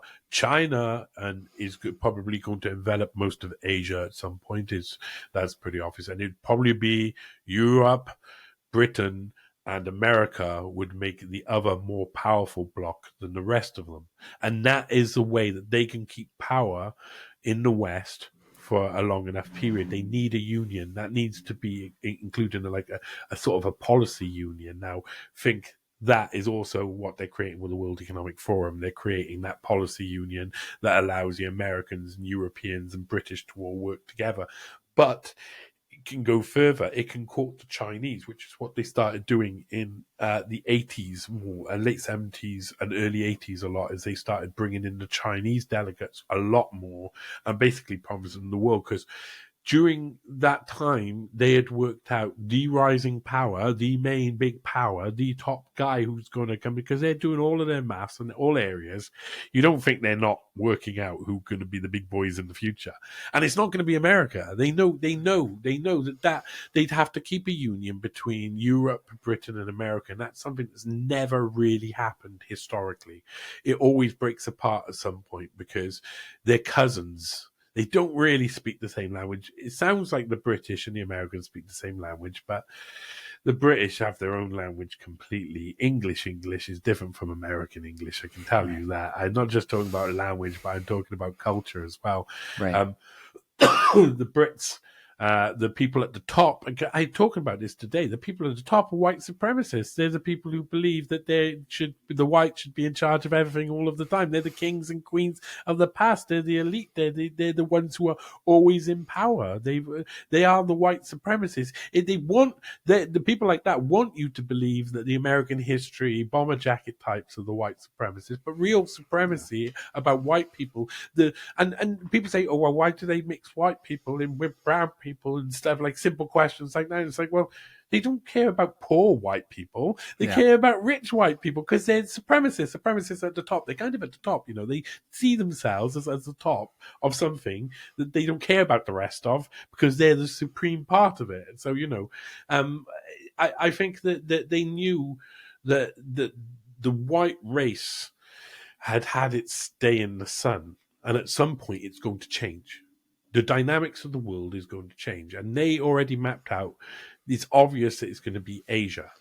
And China will rise. And they wrote lots of pieces all throughout about this, about the rise of China and how it will go from that industry manufacturing economy up to some sort of service economy. And then boom, the danger, we're reaching, they're already mapping out technology at the same time. Mm-hmm. What happens when you mobilize a billion man army or 1.5 billion people? That's a lot of people. I know you can't mobilize them all. Some are babies, some are old people, blah blah blah. But the amount of troops you can get from that is massive. If they've got the same technology as you, you're done. Yeah, you're done. There is no point in fighting them. Again, it comes to level where you go into the point of mutually assured destruction until China gets to the point where it surpasses you. So they had to create a plan. They had to get round this fear that China is going to rise in the future and take our place. So what we'll do is we'll influence China as much as possible, and we'll make it the test ground for everything we can create for the future. We've already worked out what the future is going to look like. So we'll go there, and it's got less regulation. It's got less protection for the workers. No one's coming to save the Chinese. The Chinese are using their own people. They just don't care about them at all. And they haven't got the legal constraints of Europe, even Russia, Russians. You don't want to push them too far. They have a history of revolution, and their revolutions are fucking super serious. You don't want to spark Russian revolutions. They change the world over and over again. And, the elites know this. So the Russians, the West, they're not going to be able to compete with the China of the future. So you have to make it a test bed for it. And we could just then copy a better version of what they're doing and always keep on par. And at the same time, we'll go from being nation states over to multipolar globalism. So have China, you have, of course, the South American bloc, African bloc, but no one cares about them at all. They're going to keep them poor, keep taking all of their resources off them, keep them warring whenever they need to. They don't have to worry about those guys. Those guys don't even come into the plan. That's why these guys up here are white supremacists. This is why they are seriously these guys don't mean nothing, so we're just going to ignore them. That's how important it is for them. They believe they're better than everybody else anyway, and to an extent, with the situation that it is and history, they are right. And so they're going to keep raping the resources of Africa or South America. Yeah. At the same time, they're creating this world up here, which is basically going to do what China does. And China can only do it because it's got less regulation, and then they're going to copy it afterwards and copy it better. And that's the idea of how the West can compete with the rising China. But at some point, Kissinger and others knew there's just no competing with China. Mm-hmm. A rising power rises to the top. So you want to be on their side from the off. You can pretend on a geopolitical scale out loud that you're enemies, but you've got to give them everything they want all of the time and be their best friends and get as close as possible. And that dynamic started with Kissinger and Nixon being like, hey, you know, they came in like marketing guys. They were just all smiles, all excited. They were like, the world has changed, baby. We've worked it out. We've gone through the theories of perpetual limited warfare, which can keep us all these little people distracted while we change the world. We've gone through mutually assured destruction. We no longer fear atomic bombs going off because we know and we've played out and mapped it out that that's just not going to happen. Mm-hmm. We realize now that we're going to give away bits of the technology. We're going to start giving other people the access to the technology, so that fear of the mutually assured destruction can spread into different areas of the world. And so you have South Africa being able to get access to 7 nukes because of Klaus Schwab's company. Escher Weiss merging them with Sulce AG, and they start selling bombs to the nuclear bomb parts to the South African regime. So they're spreading through all of their channels. These people aren't there for just any old reason. They're spreading this. It's really the Americans and the CIA infrastructure, CFR, spreading nuclear technology around the place. And what effect did that have? There's an amazing, completely amazing simulation. You can find it on my X if you type in nuclear explosion. And you will see this simulation a guy's done. I've sped it up and put a bit of music to it.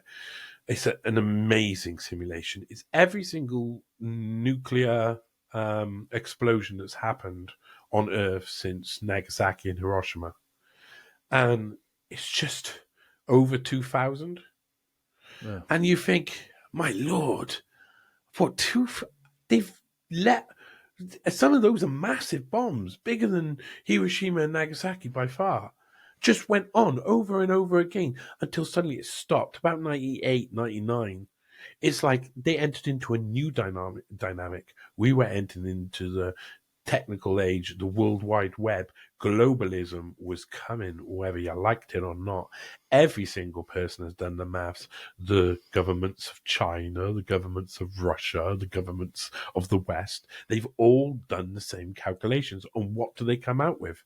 There's going to be a few technologies. There's going to be an everything app. You've got X over in the West. You've got WeChat in China. And in Russia, you've got Sberbank app, which is going to include everything, paying the bills, to doing your banking, to doing your phones, etc., etc., etc. Everything under there, but also like communications, all of the things under one app. These are 3 different regions, the 3 main superpowers, all enacting the same thing. You have the same thing with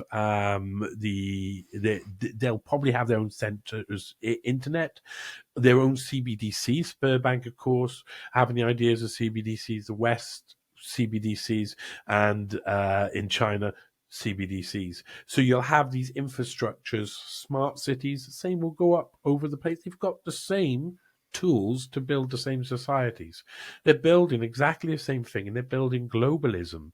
They know it fully well. Every single person in country know that when they do the maths, they're like, oh, we're not in control. All elections are frauds, and it's too late.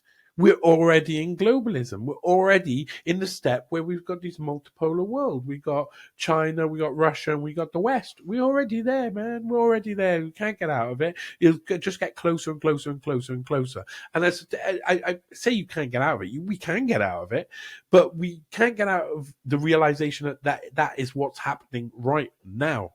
That is what we're seeing. And the next stage they want is one world government. And that makes sense once you go through all these. What would you need for that? Create loads of organizations all over the place, like roundtable groups, like the WHO, like, the World Economic Forum, like all of these different, the central bank, the IMF, the whatever UN, you need. so on and so forth. All of it. Boom, you've got your whole infrastructure already being built up. They're being built up by people who are linked to all of these same people. They're heading towards the same route. It's globalism, mass surveillance. Our technology is all going to be the same. CBDs are all going to be the same. All of these things will be controlled by the people at the top who love to be in control. They've got to keep refining control.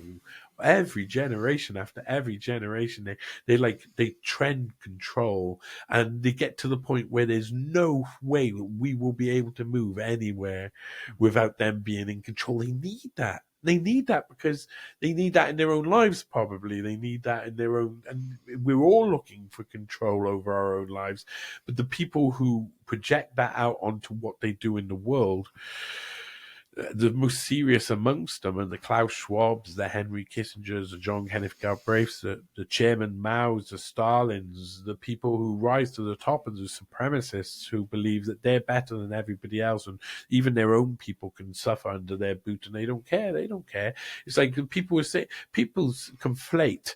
When you say, "Oh, the problem is white supremacy," people conflate not only like the classic sort of like 80s Nazis, your skinheads that you've got you're being given and put into your head over and over again. So that's what you think of. You just think of that style of white supremacy.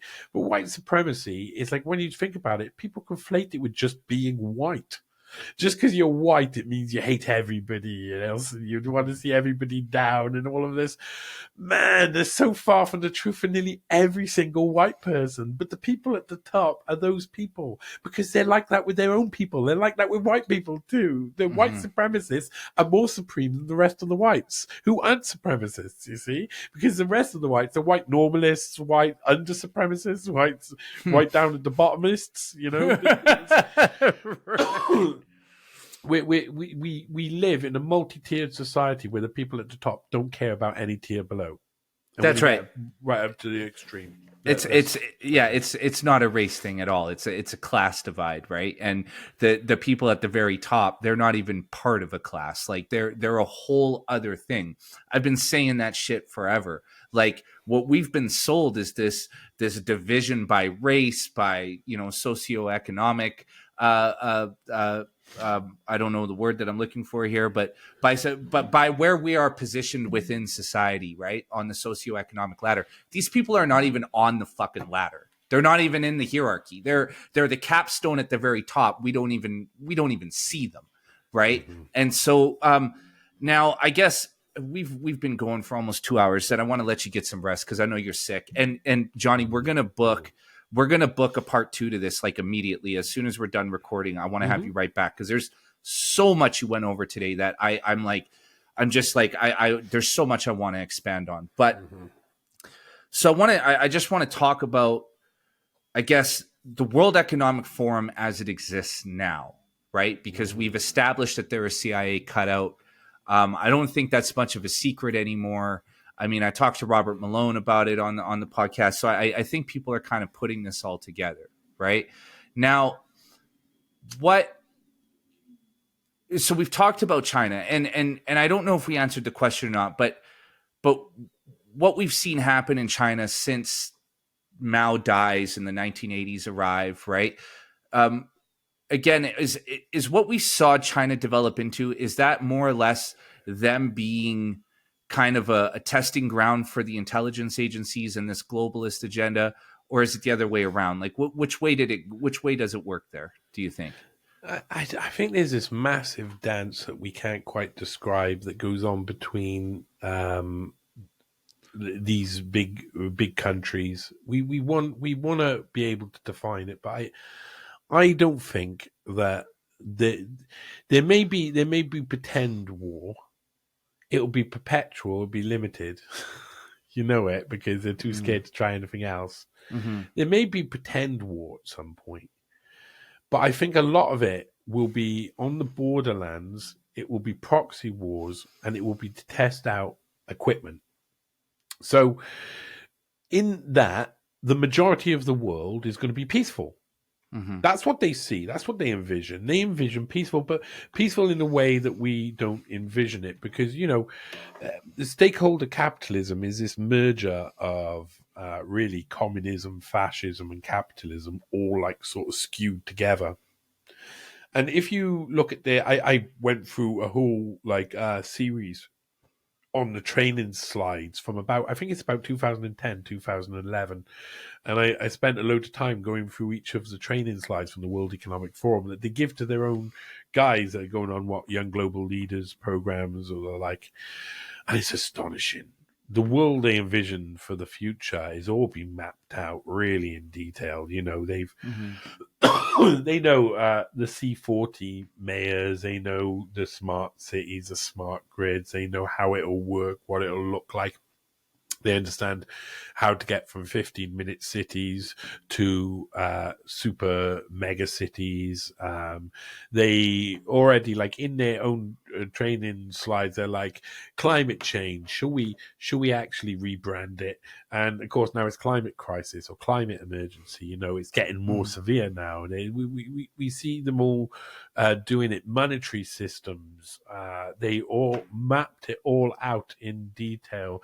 Governments, how they will work in the future, mapped out how city-states will become their own nations and will be governed by a mayor, and what that means about the power exchange between nation states and mayors. And people like Musk and others talk about these sort of cyber mega cities having their own infrastructure and their own laws and stuff like this. You could go to this mega city over there and it's legal to kill a junkie, and you go over this one and it's you have to make them dance first, but you're going to kill them, whatever. Probably euthanasia they'll call it, or something nice. But there's a whole future there that's dystopian as hell. If you look at the technology that goes in, you're being watched nearly all of the time. The idea, the concept of you own nothing and be happy is more like you don't have a flat. If you have a permanent residence, you have a permanent mind. If you have routines in your life, you have structure.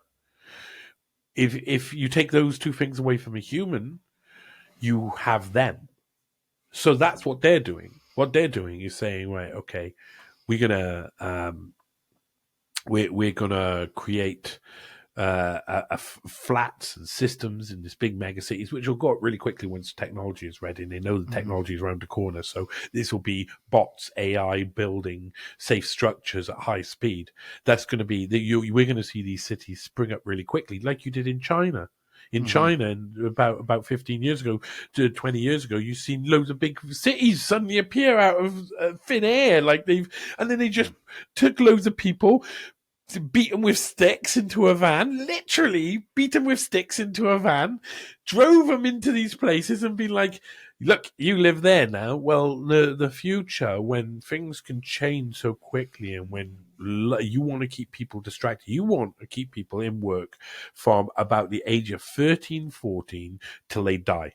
You do not. This is in their training slides. You see them talking about how to bring in young people. Younger, shall we bring down the age? Shall we start having younger people do different tasks that can help with society?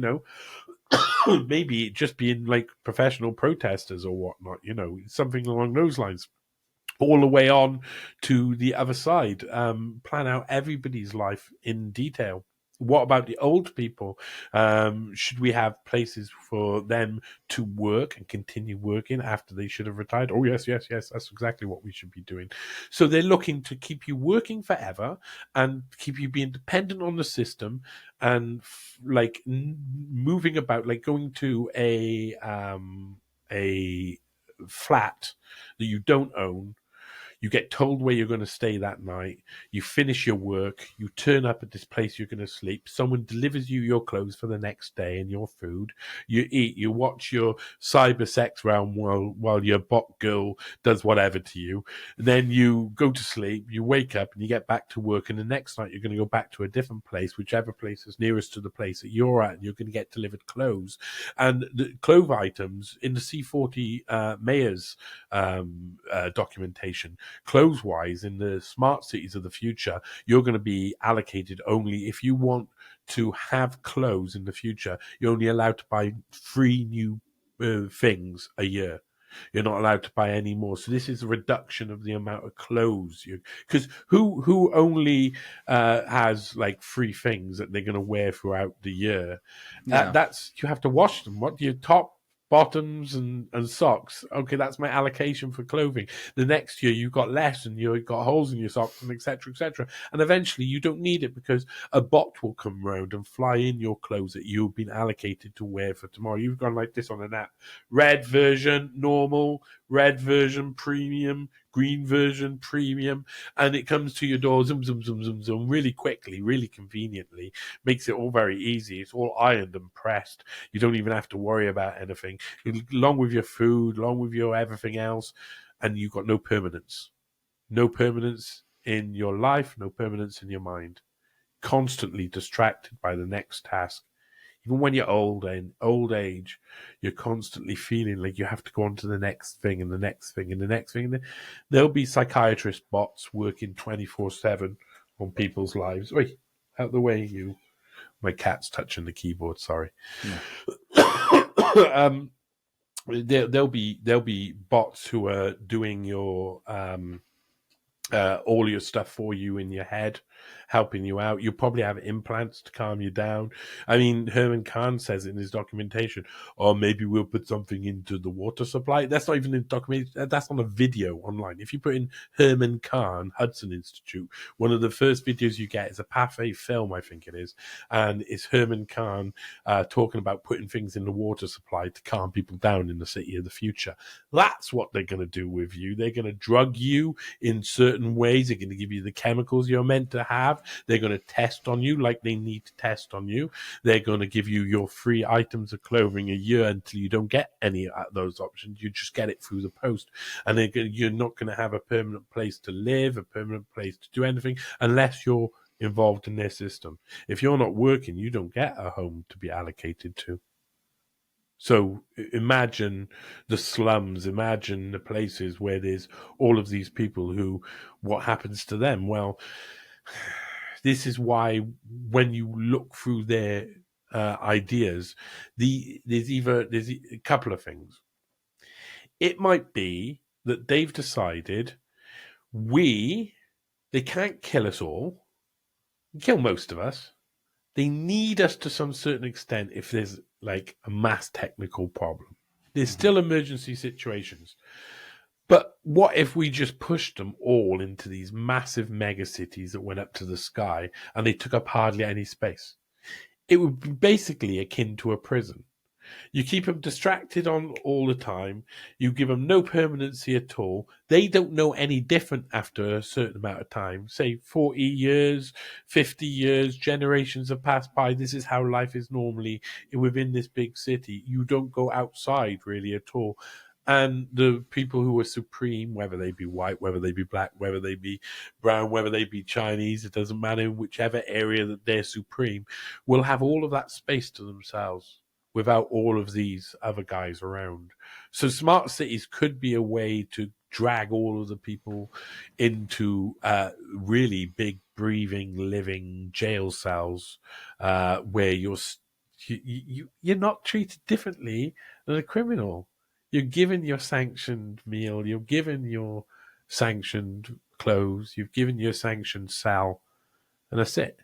You know, you feel free. You have an idea that you're free, but outside, those are the people who are free, and you don't even see their life. You don't get to see their life. You can't actually travel out that far now because you'd have to have permission to go over a certain distance. And why would you want to anyway? You've got all your convenience on your doorstep. And if you go out, you don't have any clothes apart from the clothes you've got on because your clothes allocation only comes to you every night and you put it in the drawer or the box or whatever.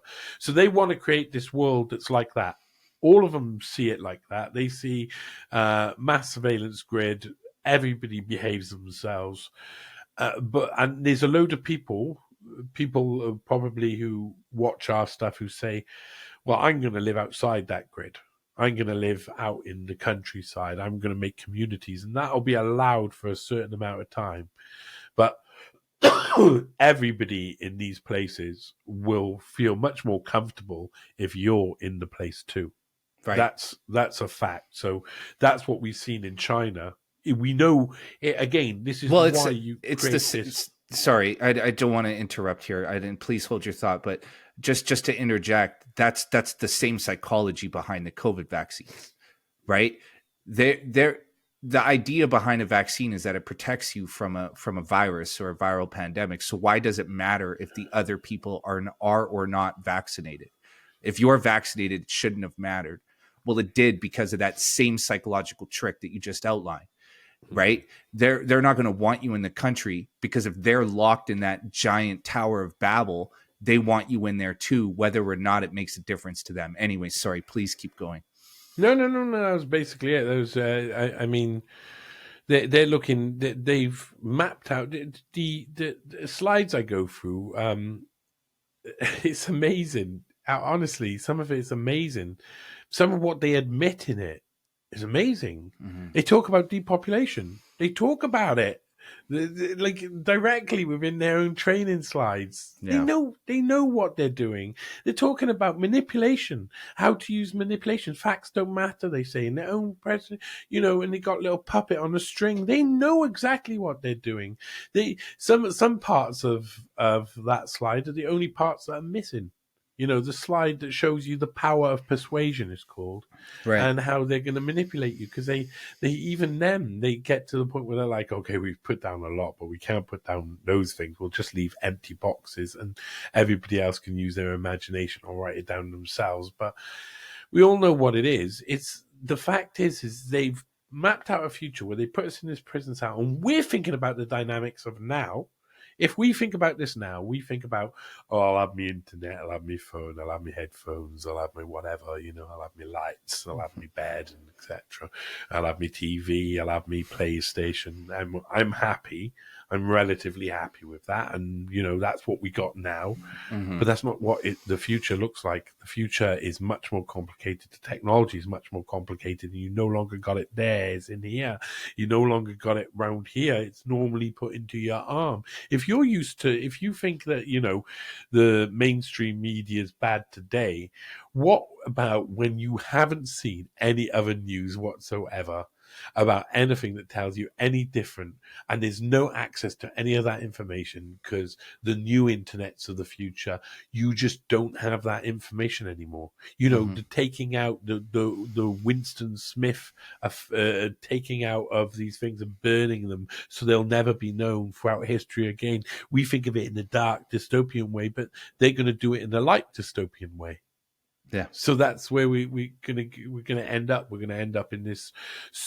If we go down their path, we're gonna end up in a place where they can take out certain memories from us. They can leave us feeling like we no longer have a clue what happened before, and there's nothing around to tell us any different. They could know it all, but the less we know, the better.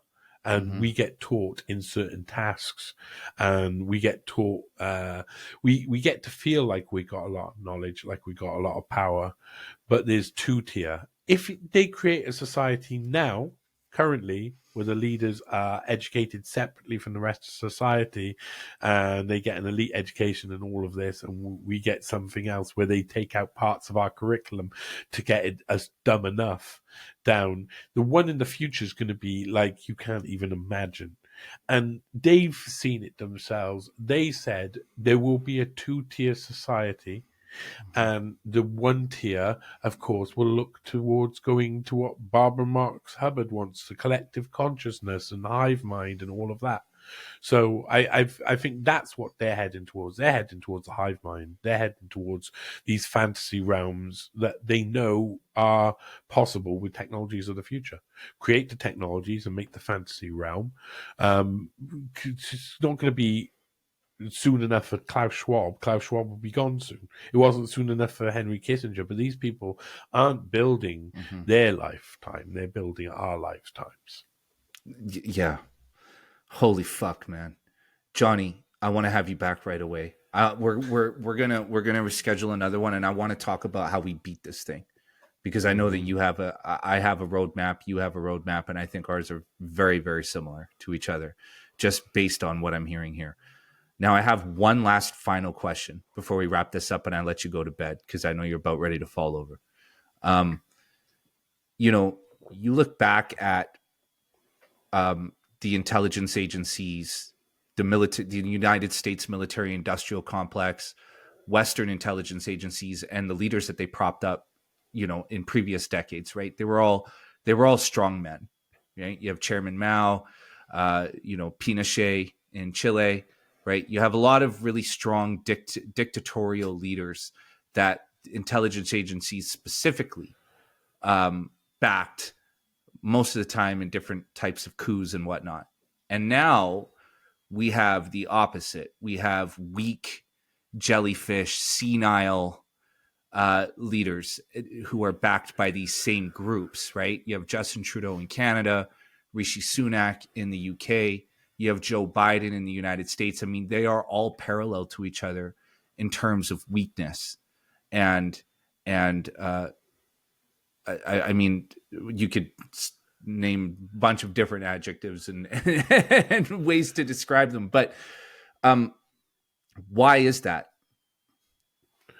There's a load of strong men you haven't seen.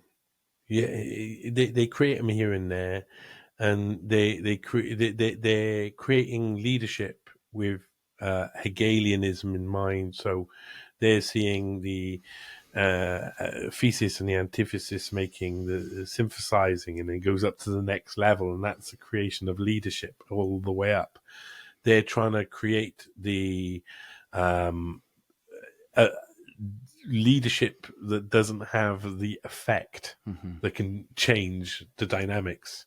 It has to be something that, number one, they are involved with at the start. So there's one name running through my mind that I want to talk about and give this context to, because Viktor Orban, I was talking about the General Marshall Fund and their leadership courses. Well, he went through one of those leadership courses.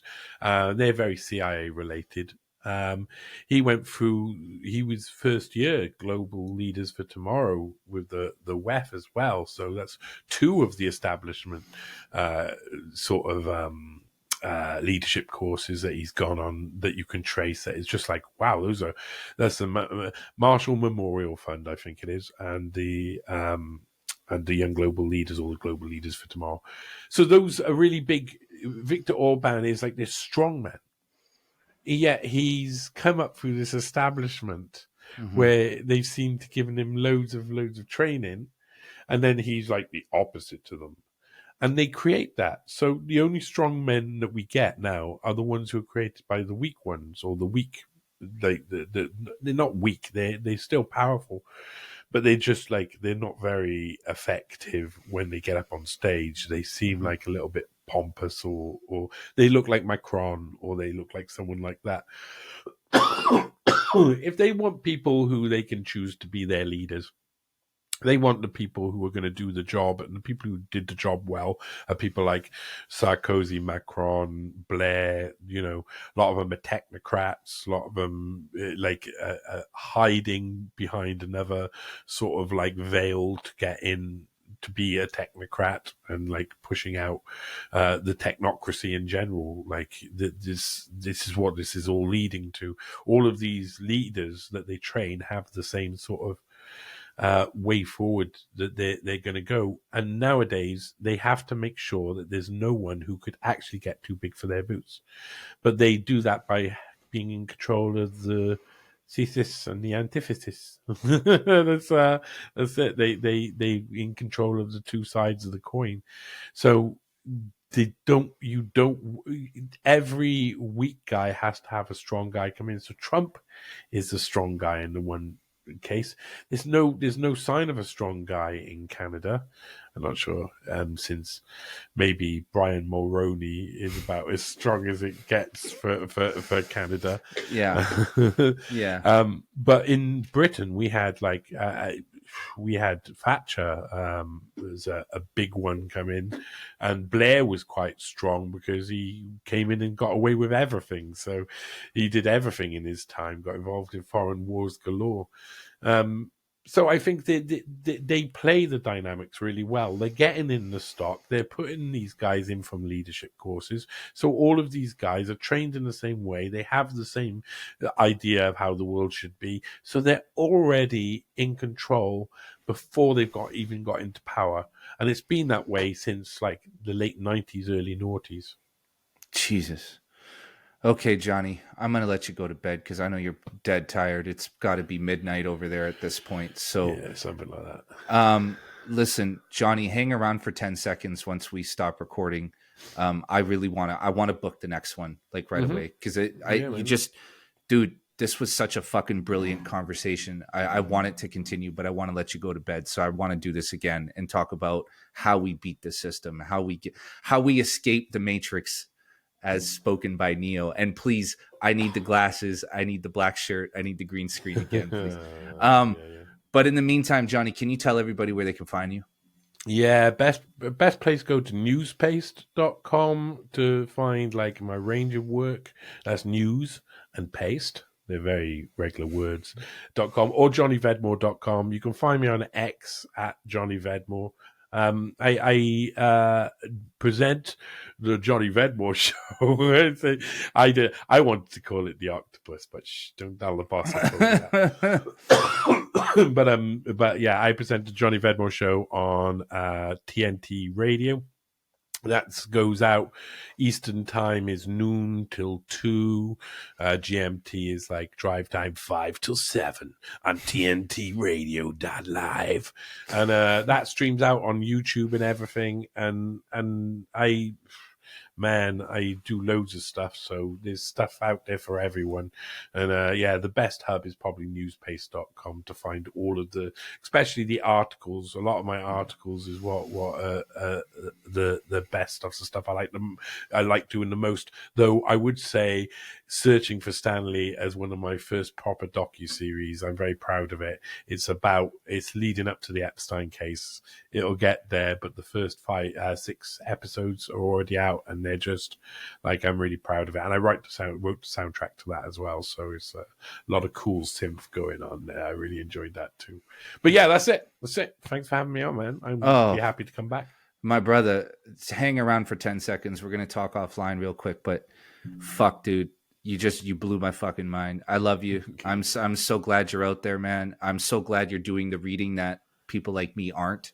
And look, just before we sign off here, everybody listening, go to Newspaste, read Johnny's investigative journalism. I mean, we literally kind of glanced over all of these subjects. Johnny goes deep, and he goes way deep. And I challenge anybody out there who thinks that he's wrong on anything that he said to fact check him. Fact check the shit out of him. I guarantee you will not. You will not find any sources. And we'll leave it at that. All right, Johnny, man. Thank you once again, my brother. I'm so glad that we got to do this. Thank you. Thank you for having me, man. Thank you for having me. I love you.